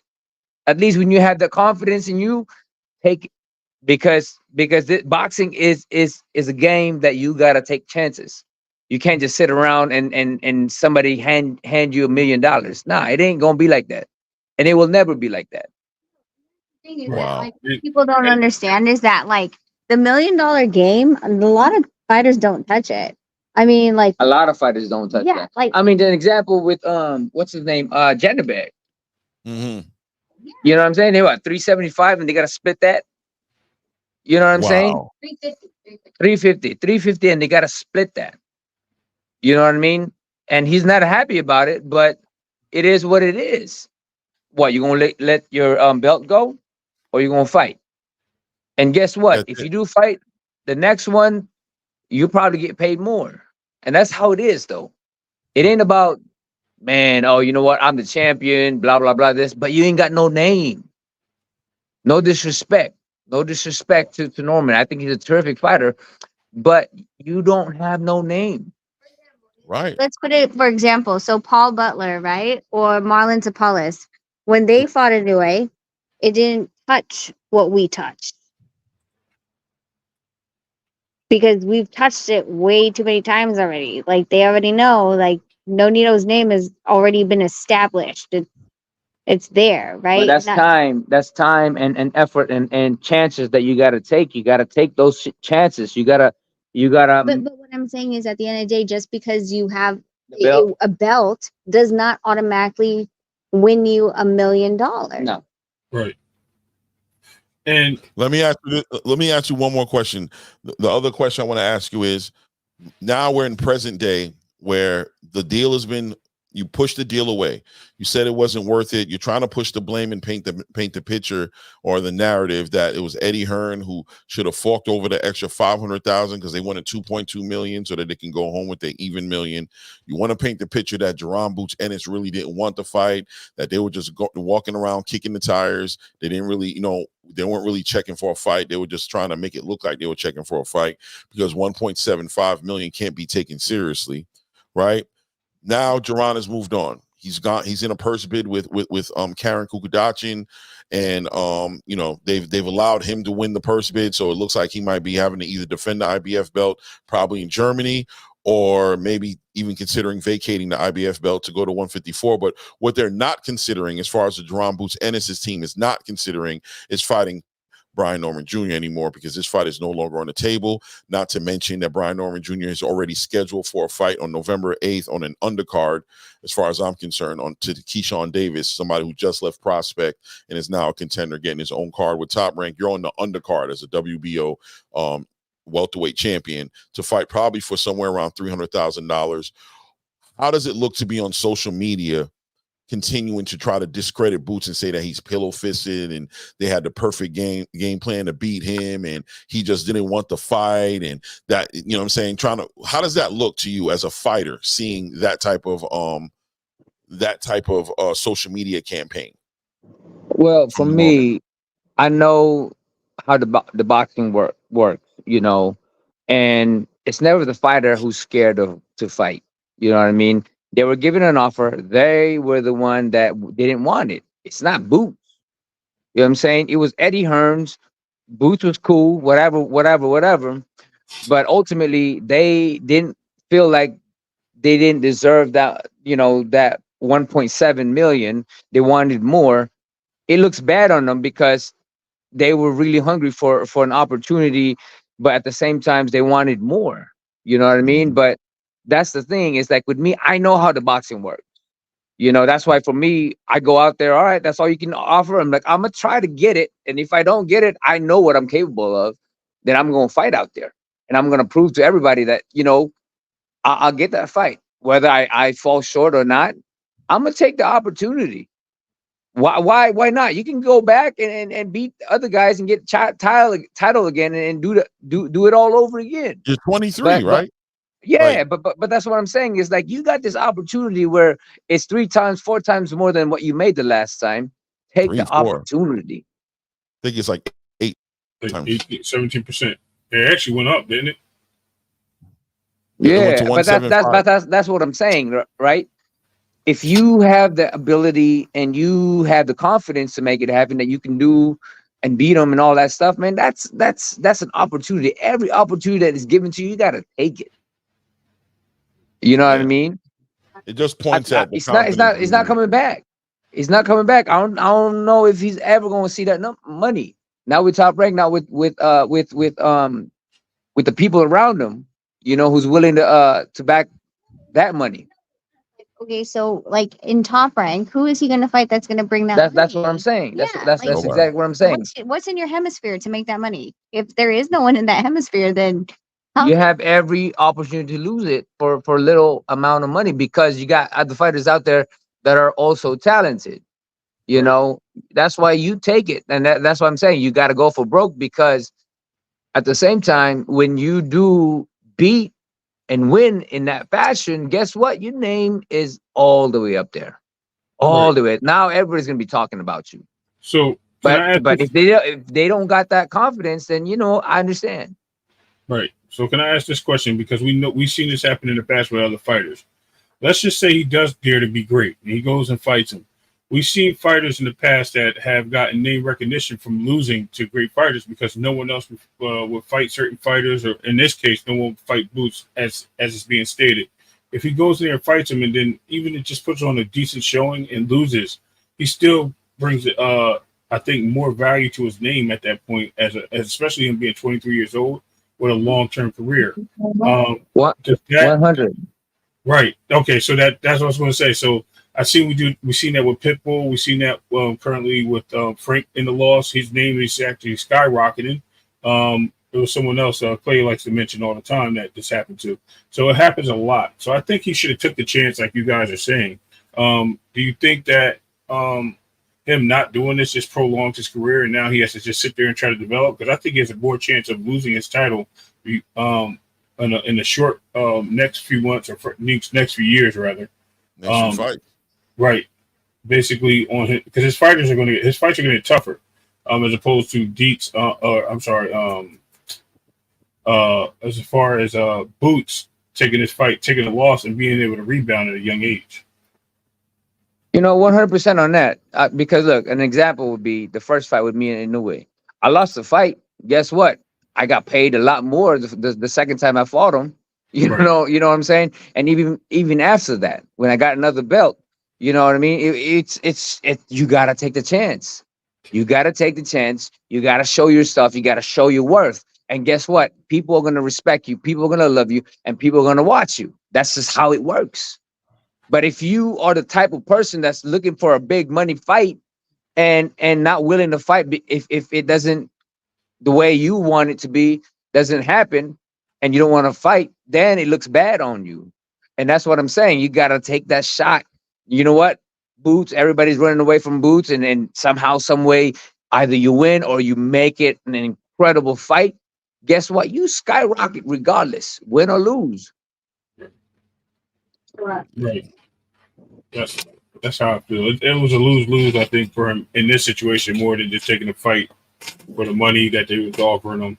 It's crazy. 100%, man. As a fighter, it's your job to fight. You know what I'm saying? I fight everybody. Put everybody in front of me. I don't give a fuck. You know what I'm saying? It's going up. It's going up, especially for an opportunity to unify. Those type of conversations, you get an opportunity to unify. You're going to be the big dog in the division if you beat Boots. Boots is the biggest threat in the 147 pounds. You beat him, take his IBF title, become a unified champion in that division. Sky is the limit, man. Everybody's going to be treating you like the biggest things in sliced bread. That's the thing. That's the thing is a lot of fighters and trainers and everybody else, they think short terms. If you got the ability and you got the confidence to make it happen, take the chance. At least, with me, I've lost so many times already. But guess what? Every time I go in there, they give me opportunities because I fought everybody. I make it exciting. Right, people know that I got the balls for that. Yup. Exactly. You're game. You're what they call a game fighter. You know what I'm saying? Like any given Sunday. Go ahead and send me that paper. And then I understand. I understand. The father is wanting the best for his son. I understand all of that, but because of the lack of experience on how to deal with things, that they felt in comparison to everybody else in the business, they want that. You can't just have it. You gotta be there for so many fights, for so many experience, and be there for a long time. It can't be handed to you right off your first title. And then that's the big difference, is that for me, I know how this works, and I'm gonna grind my ass into getting to the top, and I know I got that opportunity. That's why when you get that opportunity, you take it. And I understand him trying to protect his son, blah blah blah, this and that. I understand all of that, but you gotta be wise. You don't just get it just because you got the title. You got to build up to it. Look, an example, like so many times fighters, champions don't get that enough money until they prove themselves. Next thing you know, when people start talking about that, then the money comes around. And that's something that you got to take the risk. They're, not fighting the best out there, you're not taking the risk. And guess what happens? Nobody wants to deal with you. That's another thing, right? how does this affect his future interactions with promotional companies and big fights, and how's he going to be looked at? You know what I mean? Who's going to want to deal with all that? All these things come into play. And once again, and if Nick J, salute to Nick J. She said he called him pillow fisted. He didn't call him pillow fisted word for word, but he said that he doesn't punch hard. That you never see. It don't matter though. Stop anybody. It don't matter. People gonna say stuff, and that's why you as a fighter, you gotta show it to everybody else. Right. I don't give a fuck what people say. They can say, "Oh, I don't know nothing anymore. I'm old. This and this and that." I don't care. Right. As long as you're willing to fight, you're gonna get a chance to show and prove. But Brian Norman Sr. on this campaign right now, like I said today on Mill City, and I don't know when he's gonna stop. But now you're trying to discredit Boots. You're trying to make Boots sound like he was an easy puzzle to figure out. So now what are you doing? You're bringing a scrutiny on you because the first thing somebody's going to say is, well, if he was so easy to figure out, if he was pillow fisted, or if he doesn't punch hard, if you got the perfect game plan to beat him and you know that your son was going to beat him, why did you leave $1.75 million on the floor and go pick up $300,000 a fight on a just made contender prospect a couple of months ago, fighters undercard to defend your title? That's the weird thing. When it comes to, okay, if there's a fight signed, then okay, you guys can talk all the shit you want against each other. Like, that's part of the game, right? But if you didn't, then you lost the opportunity to back up what you're saying. You know, like, you can say he's pillow fisted now. It's like, well, if he was pillow fisted, why didn't you just take it for 1.7? Like you were saying, like, you're not actually backing up the words that you're saying.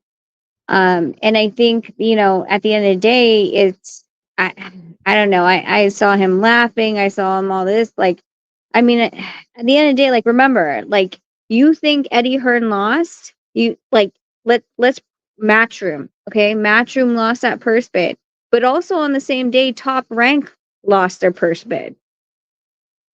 What are you laughing about? Because you yourself, me, myself, we're both not putting the money on the table for these purse bids. The promoters that are representing us are putting the money on the table.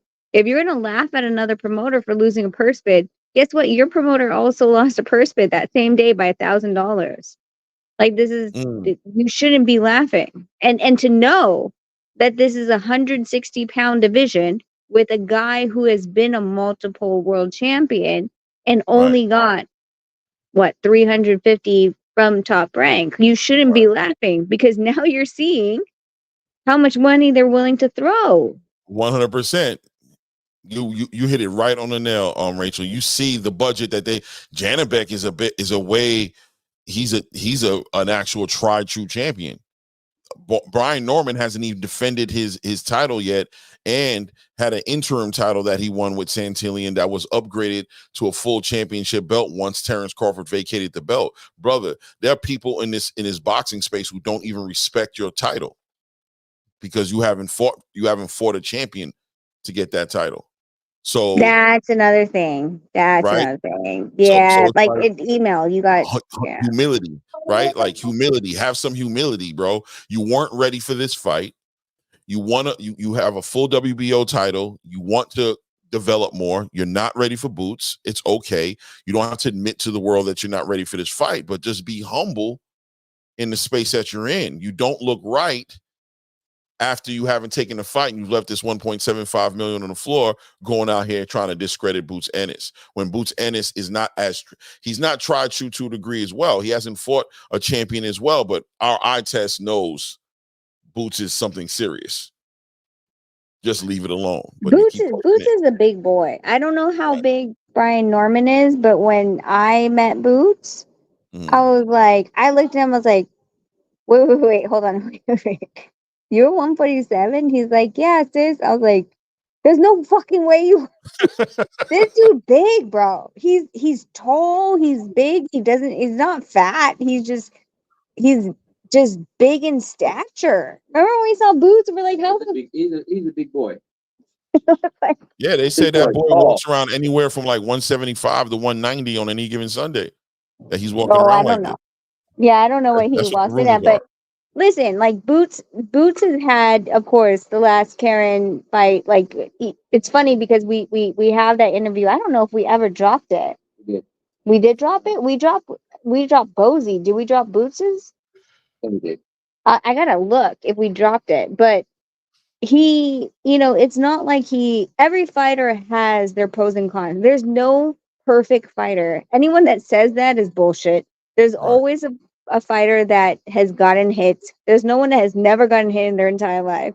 And there's always something lacking. That's just human nature. Okay. If there is someone that can ebb and flow with Boots in that ring, then they have to prove it. So it just is what it is. But honestly, throughout this game, you're not going to go from 200, let's just say 200 high, 200,000 to a 1.7, unless you're just you came from absolutely nothing out of the amateurs and then decided that you were going to go fight Canelo. Possibly you're going to make 1.7. But what did Bivol fight against Canelo at? 2.5. Am I right, Ray? Bivol was 2.5, right? Yep. Bivol against Canelo was 2.5. Right. Like we need to layer these conversations and be like, okay, this fight versus this opponent this is how much they were making. So they were 300,000 away from Bivol versus Canelo. That's what you're telling me? Is it a comparison? Can we liken that to this? Is not at all. This the fight? You understand what I'm saying, right? Like 100%. Jerome Buchanan is not Canelo Alvarez, and Brian Norman is not Dimitri Bivol at all. Like, come on, it's apples and broccoli. You know what I'm saying? It's not comparable. All I'm asking for is a little humility. Just chill on the social media campaign, bro. You weren't ready. It's okay. Exactly. You weren't ready, bro. You weren't ready for this fight. We know you weren't ready for this fight. You know what I'm saying? You would have taken the fight for all the money in the world. We understand, but you needed all the money in the world because this fight was going to be a setback, to say the least. You're about to lose your WBO title. You don't got to admit that, but be humble. Be humble, because real boxing fans and people who understand what we're looking at are looking at you like, what are you doing right now? Why are you sitting out here doing these interviews talking about this dude don't punch that hard? He ain't got power like your son. You know what I'm saying? He's easy to figure out. You know exactly how you were going to. What is that all about? What are you doing right now? Right. And you know what's even crazier, Clay? The fact that he went out there saying, I don't need money, showing his crib, showing his cards, saying, oh, the money ain't the issue. Showing his credit card? Oh, listen, he showed a bunch of cash. I should pull up the video because Mill said I can use his videos whenever I feel like I should pull this damn video up. You know what? Right. Apples and broccoli. He had cash? He's like, he was just saying he don't need it. He's like, I don't need that money. Him, right? I'm about the money. But then he kept screaming about the money. It was crazy. Wait, like, did he drop cards or cash? Cash. Yeah. He's showing his cash. Hold on, I'm about to show you right now. Watch this. I'm about to show you right now. Give me a minute. Let's see if I can pull it up fast. I don't want to waste time. Hold on a second. Members. Boom, boom. Who was it? Senior? Yeah. Senior. Yeah. Well, if he wants his son to make X amount, then cut his trainer fee in half. Right. There you go. If you don't need it and you want your son to have it, then you have the option as the trainer to cut your fee in half or whatchamacallit. Or what's it called? Cap it. You have all the place to do that. I mean, again, I didn't really like their negotiation tactic. Like, well, we have to pay this and we have to pay that. Well, do you want us to pay like your babysitting bills too? Your cable and internet and your rent, or your mortgage? Yeah, he was definitely whining about that. Like, we care about your taxes, bro. Get you a good tax man, bro. What you want me to tell you? I'm gonna tell you right now, from what I heard, from what they're saying on their tax bracket, first of all, their tax bracket is going to be the same if they took 5 fights in to equal, or 3 fights to equal the amount that they were supposed to get. They're going to be in the same tax bracket. Number 2, if he's taking it in on his own Social Security and not an LLC, then that's, I mean, your manager should be advising you to do so. Right. Let's see. Right. I think it's kind of funny myself. Like, this is just, but it's just like, you knew what you were getting into. You know what I mean? Like, you knew, you opened your mouth, you open up that, open Pandora's bank, because he ain't opened Pandora's box. He opened Pandora's bank and got nothing rewarded from it. You know, he bit off more than he could chew. I could throw it all out there and all these little acronyms and little comments, but he did too much. And he should, I think at the end of the day, you gas the fans. It's not so important that you did this to your kid or to Boots, or because I don't think on the other side they're really not worried about it as much. But it's the fact that you did it to the fans, because now the fans have to look at you like you guys were saying earlier. They have to look at you and say, okay, is this guy worth my time? Is he worth my money? Is he going to, you know, next time he pulls this, am I going to be interested in the fight? So the fans go from that to saying to the promoters or the people that want to put them on, dude, you're not sellable. You just literally ruined the biggest bag and the biggest opportunity you had to make a fight. Now, we don't want to put that on there, man. You're going to be on the undercard until we see that you're ready for a big fight. Right, but Ray, don't you feel like this is happening a lot lately? Like, yes, there are people that are ruining the boxers, not the boxers themselves. I'm not going to name names. I'm just going to flip my hair. That, you know, people, you know, like it, like we want to like the boxers and we want to get to know them, but we're knowing a different person out of their team that is representing them, and that's the only personality that we have to go off of, and is turning us off from the boxer themselves. 100%. You know who knows who you're talking about? Rachel, Ask Shakur. He knows. Ask Shakur. Let's see here. I'm glad you said that too, because I was actually going to tap in on the other side of the old silver bearded one, with the whole a month ago or so. I'm sorry, was it 3, 4, 5 months ago? Oh no, my man can't go up to 140, man. He's staying right here. He's too small. Blah blah blah blah blah. We'll never see that fight. He has to come down to 135. And as soon as he was asked, "Hey, you think we'll see the Ryle fight? Oh, that'd be interesting, right? You're going to 140? Absolutely, we'll go up there." I'm like, hold on. The belt's there, so why can't we can go up there and get the belt? Oh, really? So you literally just said about the same person that you're not going up and fighting for the belt at 140. They have to come to you.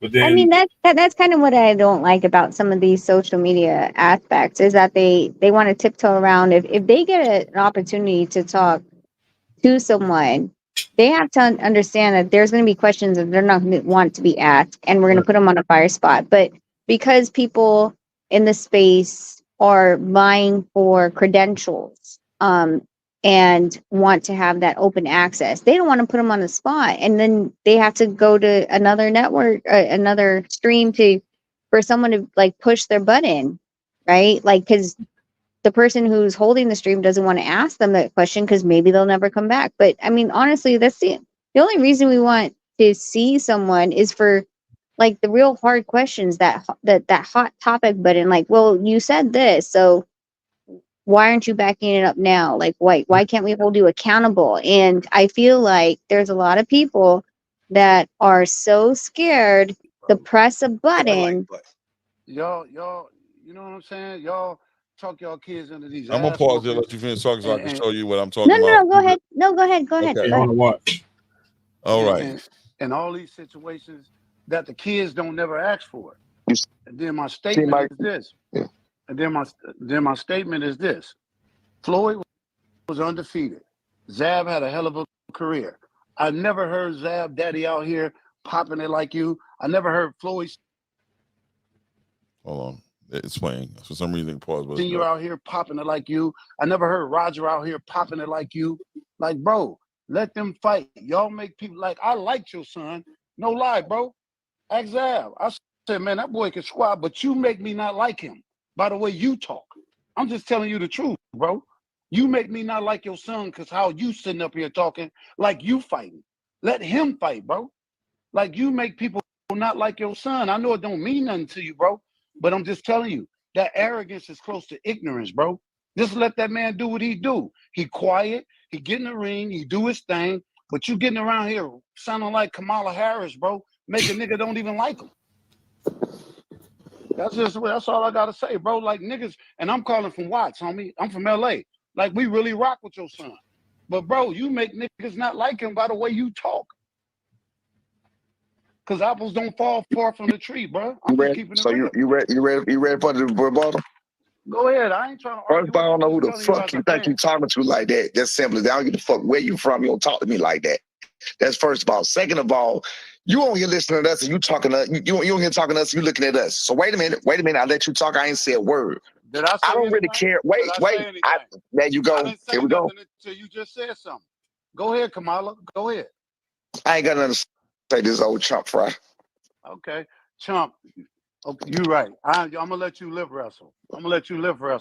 That's all you do. You was a bum as a. Go clean your nails. They dirty as a motherfucker. He ain't lying. Nails. Now here's the part right here. Look.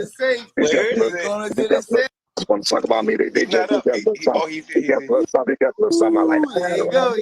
Now this is basically him. This is basically him making an argument that he don't need no money. That him and his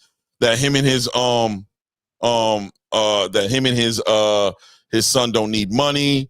That you know, they're not hungry for money. They're not thirsty because that 1.75 million don't move nothing. But at the same time, y'all not fighting because you ain't getting enough money.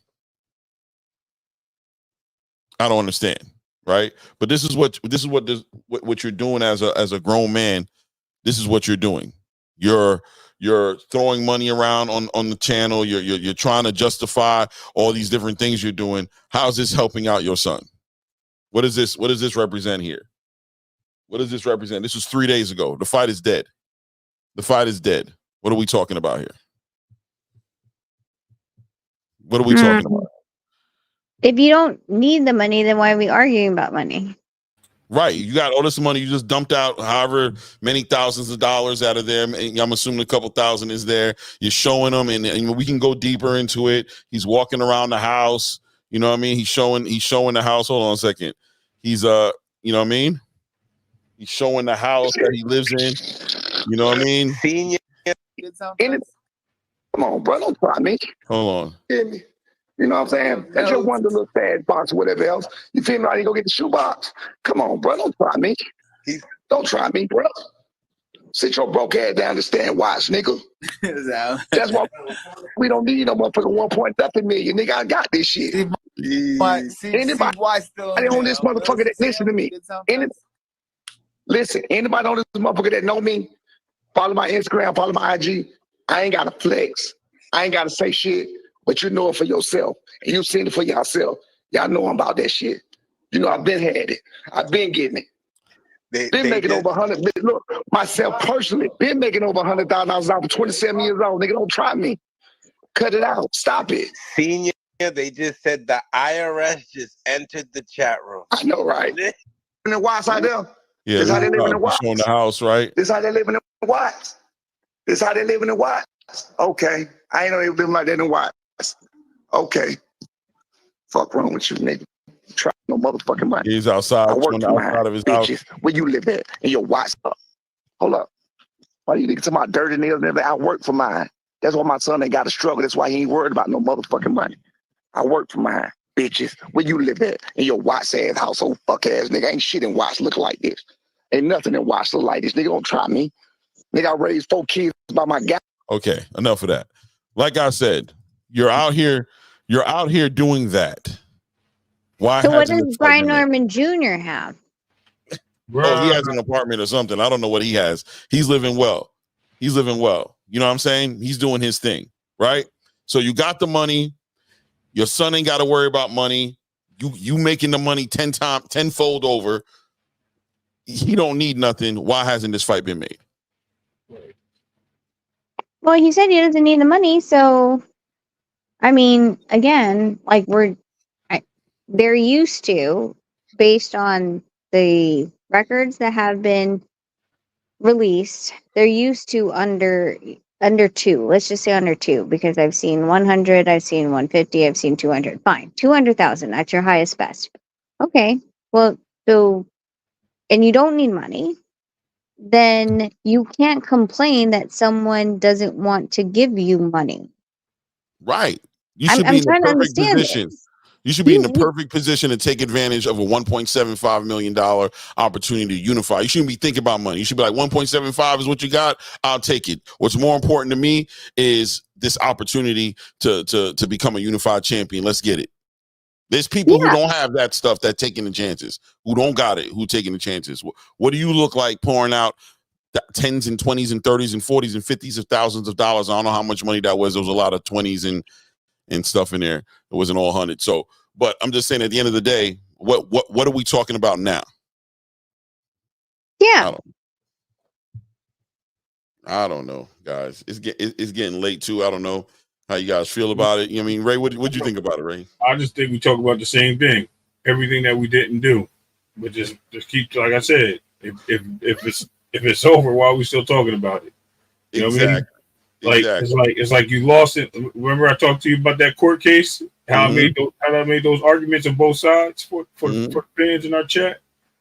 It's like the arguments were made, the verdict was won, and he's still, because he lost the verdict, he's still out there talking. You ever see Judge Judy when they do the interview after? Yeah, I was going to pay the money.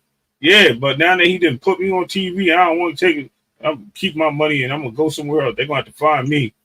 That's what it seemed like. Like, that's what he's doing. He just keep talking. When you keep talking, there's something out there that you're not revealing.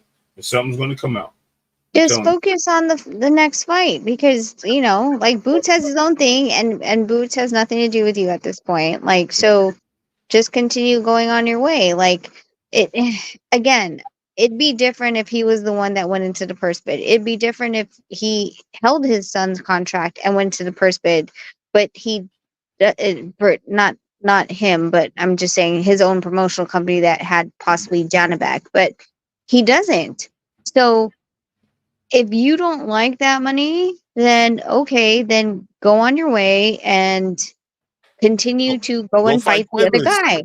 Go talk about him. Yes, go talk about him. Talk about him, because we already know, like, it's done. It's a done deal. Like Ray was saying, like, there's nothing else to talk about. So why do you continue to talk about, like, again, Matchroom's failure, if you want to call it that, is still not yours, because either way you wouldn't have made money from that purse bid. You wouldn't have lost money from purse bid. So stop pocket watching other people's money that you weren't going to do. And yet you want everyone to look at your money. You're like, oh, well, look at what I have. Well, you weren't in this purse bid. It doesn't matter. You weren't going to put money towards it. You were going to win it. You were going to you're fighting someone else, bro. Literally fighting someone else. The fight is gone. Yep. It's not happening no more. It's all now done. You're clout chasing. Now you're officially clout chasing. Right. You're officially on here clout chasing. Now you're taking, and the thing about it is, for me as well, to add to this, to say that supposedly there was a personal relationship between Bozy, Boots, and Brian Norman Sr. and Brian Norman Jr. There was supposed to be like this respectable space of, like, we know we got to fight each other at some point, but, you know, we're going to respect it. The fight is gone now. Now it's going to become personal, right? Because I know Bozy already came out on YSM and said, this dude's out his mind. I can't believe he's talking about me like this. I can't believe, knowing that his son came to my gym.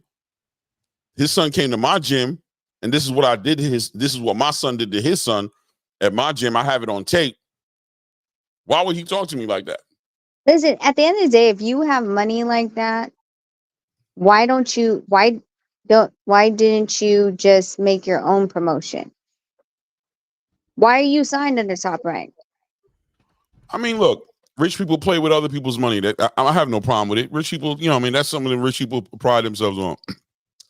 I ain't gonna use my money to do that. I'm gonna use your money. I'm gonna leverage the assets I have to go get to get money from you. And then what? And then what? You have to bend over for the rich guy because you didn't use your own money. So again, this is where we are. They are under Top Rank. They signed under Top Rank. Their TV network, their fights, everything is owned by Top Rank. Brian Norman Jr., Brian Norman Sr. does not own anything from Brian Norman, not his name, likeness, or anything. It was all signed over to Top Rank. So it's great to use other people's money, but understand that you're under their contract, Right. not the other way around. Yeah. Salute to round one. Hey, What's good, up? Edwin? How you doing, brother? How you guys doing? I just What's saw up, Edwin? Hello, salute guys and lady. And I'm a loss for words for a second because I know who that is. That's Flash's wife, right? Yeah, it's Rachel Nonito Donaire. Nonito Donaire's wife, yes. And for a long time, I've saw a couple interviews with you before and after the fight when your husband fought Naoya Inoue. And I always wanted to personally just ask you, what's your take today on the things that he accomplished as a fighter in general, and what do you think about him now? I mean, I've always held Inoue in a high regard. He has great punch placement, timing, and power and speed. There's nothing bad I can say about him. The level of competition, questionable, but that's not his fault. It's, at the end of the day, whoever held the belts is who he had to go after. And whoever was the mandatories. That's not something that he could, quote unquote, duck. I'm not saying that he was ducking, but he rose to the occasion. In addition to the fact that as one of the world champions, he is one of the most active fighters in the top 5. So I have to give him that. Like, it's, he shows up for the occasions that he does. He has a very big fan base in Japan. He's the one that started, honestly, Amazon Prime fights. And the thing is the crossover.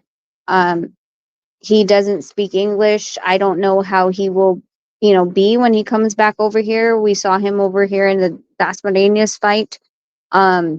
Him not being able to interact, I think, within, the American public, whether or not they care about it or not, maybe they don't because they make enough money over in Japan.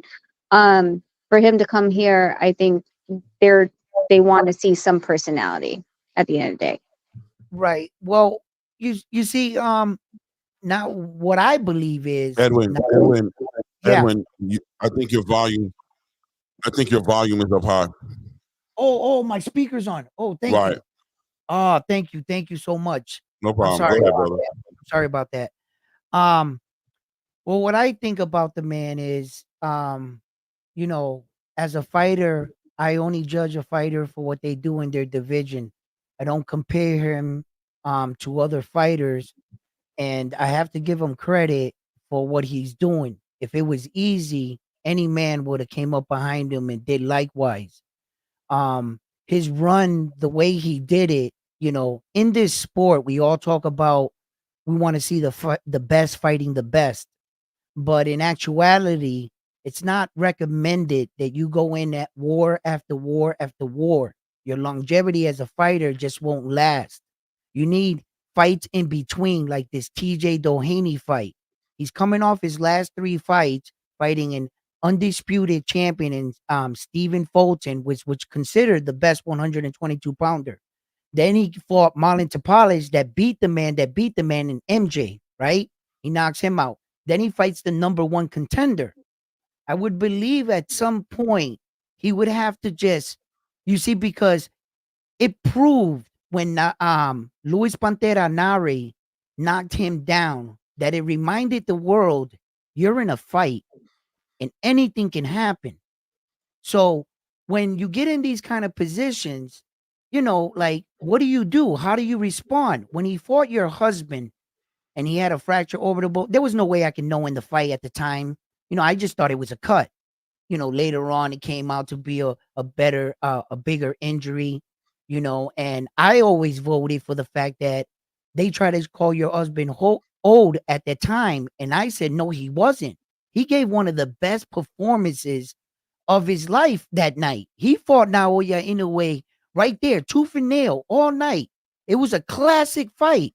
And I believe he was in his prime. And then he goes on to win another world title. So it showed where he was at.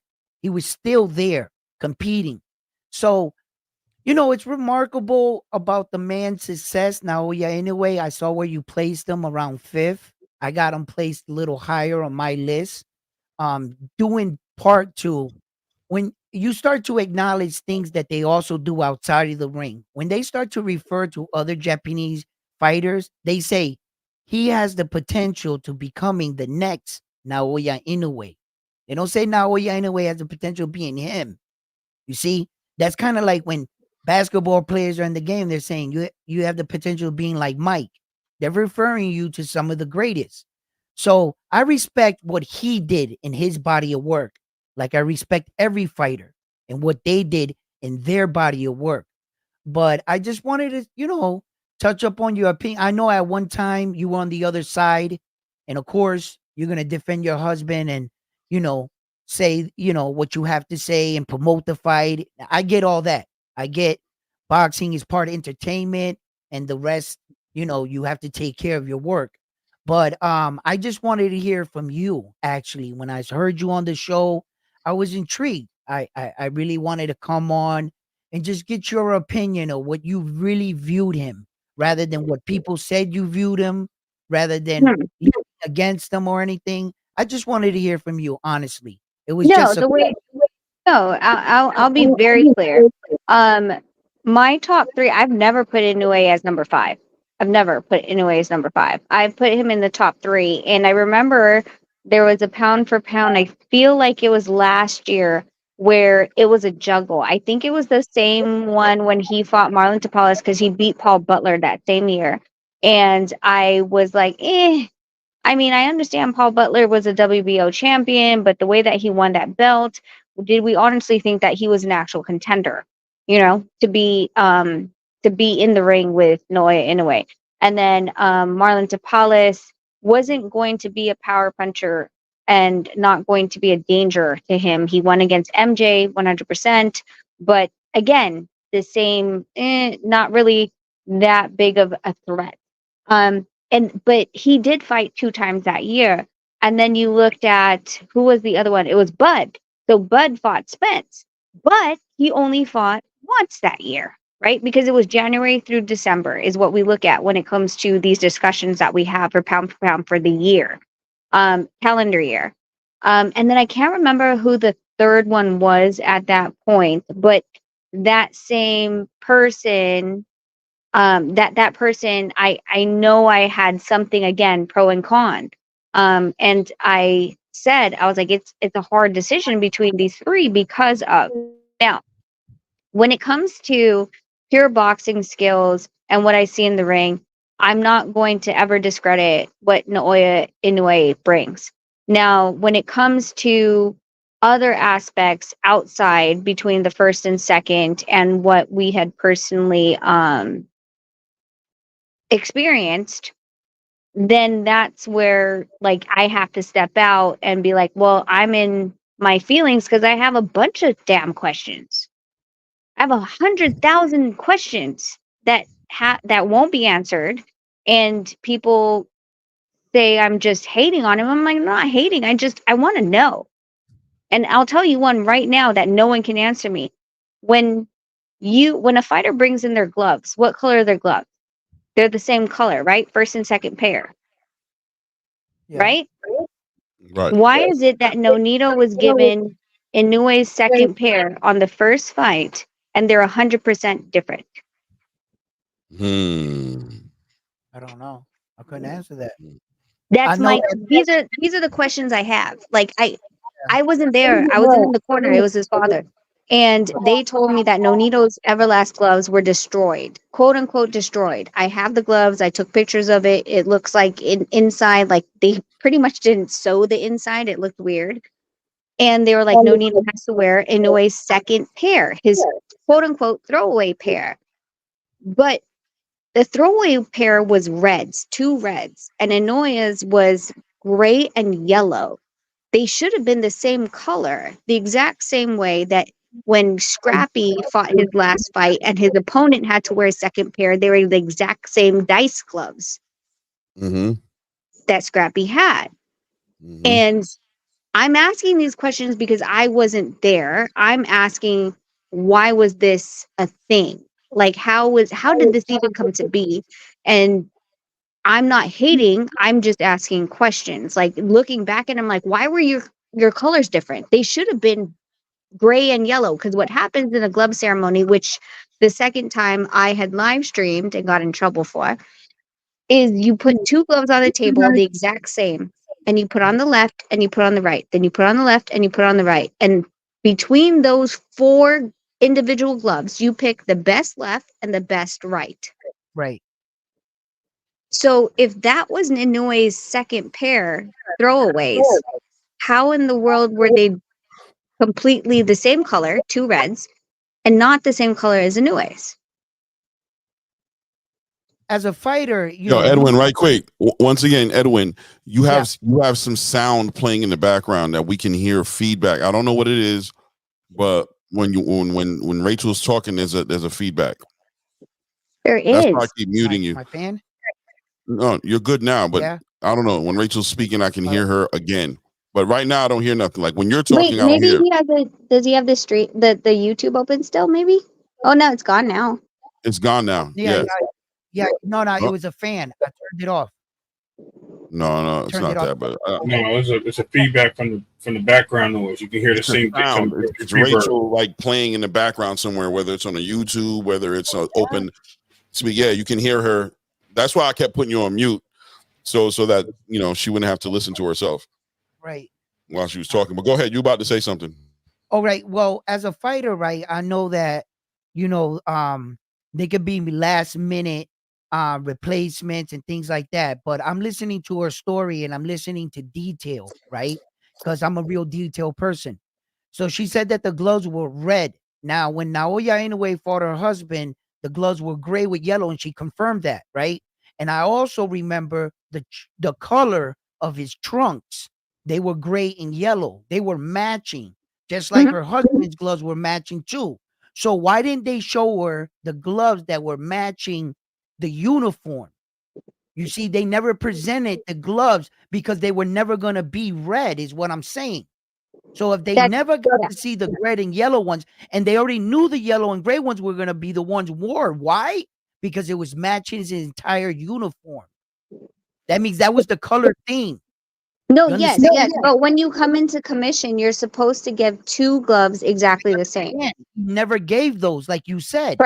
Correct. They already knew that Inoue this was the pair Inoue wanted. This A pair was Inoue's pair. He didn't have to try it on. He didn't have to. These were the pair that Inoue was going to use. Somehow, some way. Right. That's what you're saying. And that you guys never saw the gray and yellow ones. But now I'm a type of person that I'm like noticing things. I notice that his gloves did in fact match his uniform, which leads me to believe they knew he was wearing those gloves. And why weren't those gloves presented first? If they presented 2 red gloves like they're telling you, you never saw the gray and yellow ones, and those are the ones in fact that he wore, then there would be an issue there. Now, according as a fighter, I understand last minute things happen. I get it. I remember the time that Terrence Crawford fought and his Everglass gloves ripped in the ring, and they were calling for the second pair, and they were about to change them, but he ended up knocking out the opponent. So I understand that those type of things happen, but I had this debate and I had the same conversation with several people. And what's up with Naoya Inoue's punching power? The problem is for as long as I can go back on film, he's been doing this. It didn't just come out of nowhere like a fighter like that. So now I'm stuck with what does this all mean? And then when Stephen Kubo Fulton addressed the hand wrap situation, because Japan's rules were you could put tape on skin, and he wanted it gauze. So he wrapped his hands the way they wanted him to. But you're missing a huge point.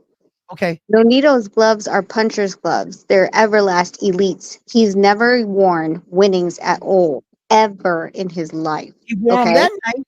He He wore them that night because allegedly Nonito's gloves were both gloves, two gloves that were custom made, were both tampered with. Oh, okay, I so see. they told us we had to use the winning. Okay. Inoue's second pair, which wasn't a second pair because his second pair should have been gray and yellow. Mm-hmm. Right. Politics. Politics. Since you're bringing up, Edwin, since you're bringing up, I know, Edwin, since you're bringing up Stephen Fulton, and Rachel agree with me, why were they complaining about the pack of gloves that were open already when they received his gloves and they were taped closed, and those are the ones he chose? And they were complaining, why does he get to use these gloves? Why can't he use the ones that are not sealed? And that was the same situation, that's a similar situation to what she's saying. There seems to be some issues with the glove situation when he's in these combats with people that question his gloves, and just giving another pair of gloves to someone that are not the same as what you're going into the ring with is suspect. At the end of the day, there's a lot of clues there leading towards other things that just don't seem right. So that's where she's really getting at. She's not really talking about some of the things that you were mentioning.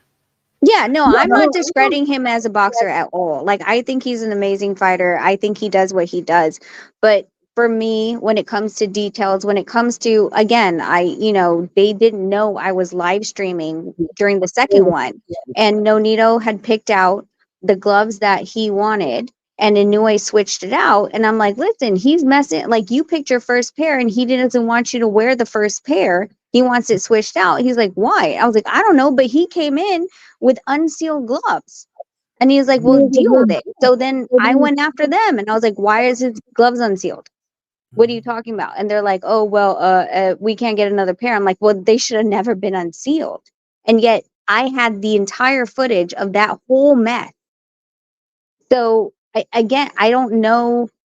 There's other things that happened that I have a personal issue with, and it's never been addressed because, of course, they're like, oh, you're just hating. Again, I still have him in my, top two, top one at this point because of how he is as a boxer. But I don't know if it's him. I don't know if it's, his trainer, his promoter, his manager, whatever. But those types of situations need to be addressed and need to have some clarity, because when I look back at it and I've seen, like, I have pictures of Scrappy fighting, and I'm like, okay, so Scrappy's opponent has the exact same dice gloves. How? Well, because Scrappy's opponent decided to pick his second pair. Okay, because they're supposed to be the exact same. So Nonito taking Inoue's second pair in the first match should have been gray and yellow. Yeah. But that still doesn't take away from the fact that he's talented, that he's strong, that he is doing what he's doing, and that he's conquering the division. Like, I don't know why we can't just separate that and just say, like, hey, like, yeah, I'm mad about these situations. Anyone want to talk to me about it? Like, come talk to me about it. But there's no answer. It's like, oh, I'm hating. I'm hating. Like, I still have him in my, like, top, again, top one, top two, interchangeably. Usyk is up there as well. So you got a legitimate reason to have these questions.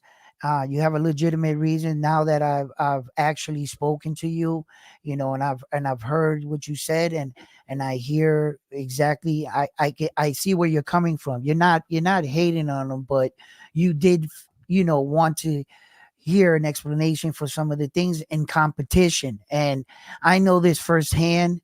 All coaches and some guys are always trying to get that extra edge or that extra thing. And some of these things take place, but it's not cool when you thought you were going into a match like this or so, and then out of left field, another rule or something else is put in place. So as far as competitive nature, I respect your questions and, what you would like to ask them, and what that's your personal thing, and I feel that you're entitled to it.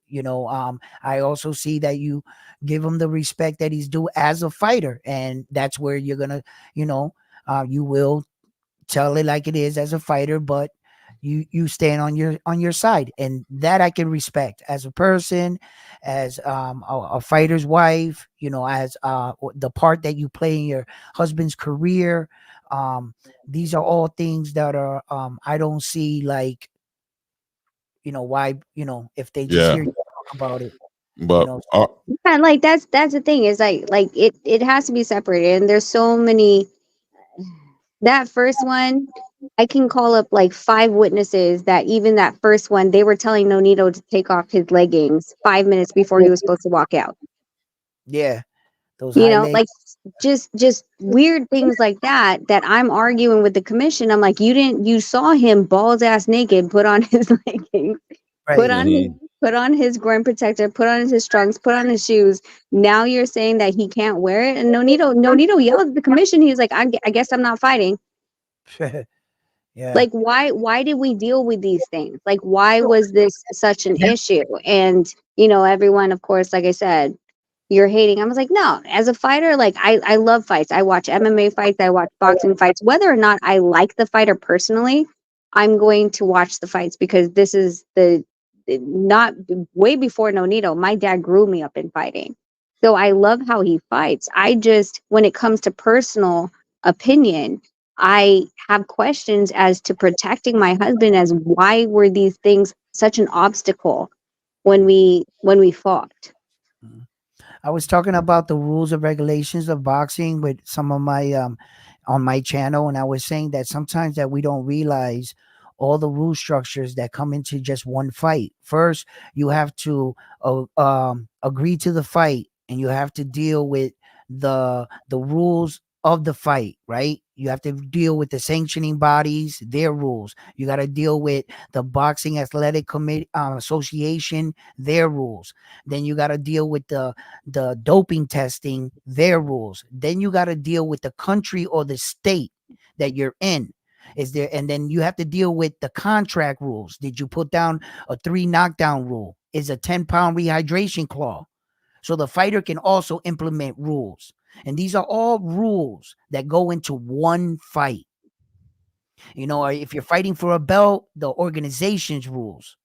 It's just a lot of moving pieces. And I was talking about this, like when you go watch a basketball game or a football game, if you see a game in New York and you see the next game in Chicago, we about to end it soon, bro. We don't want to. We gotta push this all to another time, man. They've been on there all night on their red-eye flight and getting their things with their kids. I appreciate you coming through, but we've been on for going like 3.5 hours. Definitely coming. I mean, we could build on it another time. I didn't realize that. But listen, no, it's all good. It's all good, brother. Absolutely. Thank you for having me on. It's been a pleasure talking with Rachel. Yes. And it's been a pleasure talking with. I didn't want to call you the Flash or Nonito Diner's wife. I was about to say that. I believe you have your own name, and I came in the show late, but I recognized the voice and I seen the picture and I said, wait a minute. I said, I know who that is. So anyway, thank you for having me on, and it's been a pleasure. Salute to you guys in the channel. Please like and subscribe to the channel, and I'm out. No, thanks for the questions. I appreciate it. Thank you. Absolutely. Thank you for answering them. Peace out, brother. Yeah, Rachel. Hey, bro, it's 1:00 here. I know. That's why I was like, okay, he's about to go into another thing, so I'm let me curb it. No, I appreciate it. Like it's a fun conversation. Like awesome. Sometimes we don't. If fans get to connect with me, or other content creators get to connect with me on your space, like big ups to you. Like that means that they're seeing you and they're finding you, and this just keep doing what you're doing, you guys. Like I'm always here. If I can, I'll come out and talk, and if I can't, I'm not dead. And I appreciate Clay always checking on me to make sure I'm not dead. No, we got to make sure you good. We got to make sure you still 10 fingers and 10 toes. You okay? I don't hear from you for a minute. You know what I mean? So just making sure you guys are good, man. Making sure you guys are good. Of course. Great conversation, guys. Ping me what you guys are talking about tomorrow. Hopefully, I'll be able to pop on. Oh, definitely. All right, no doubt. Good night, guys. All right, Nonito. Take it easy, brother. All right, brother. Y'all have a good one. All right. Peace. Peace. Yeah. Yeah, Ray, another one. This was a laid back evening. You know what I mean? We just kicked it. I liked it. Yeah, we were building a little bit, having a good time. You know what I mean?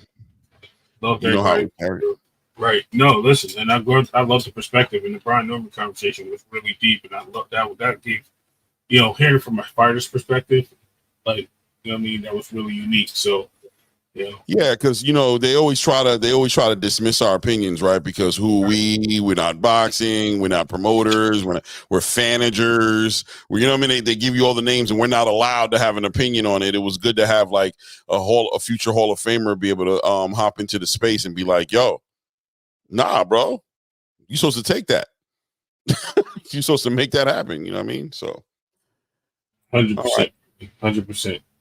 Well, all right, brother. You know what I mean? I'll catch you tomorrow. You know what I mean? No doubt, we're going. Thank you for the beautiful chat we had today. You know what I mean? The guests, Nick J. Who else we had? We had a bunch of people in here. Shout out to late sarcasm and Judge Judy. I knew he was gonna bring that back up. That's so funny. But yeah, shout out to Pat Boxing. I don't know who Pat Boxing was, but thank you. Shout out for the 20. That was good. Shout out to Lance Meyer, Jonathan 97, everybody, J Pitt City, everybody who hopped up on here, Ron Frazier. We'll see you guys in the morning, man. Right here in downtown. Yeah, thank you. All right, brother. Peace. They never believed that I would really fly. I had to go demonstrate. I had to set them straight. They hate when you elevate. They hate when you elevate. Yeah. They hate when you elevate. They hate when you elevate. Yeah. I had to elevate. I'm way too fly. Yeah, I'm feeling myself. Ain't no chance I'm coming down, no. Got a soul view to myself, yeah. Why would I give it up? Why do they want to come take my place?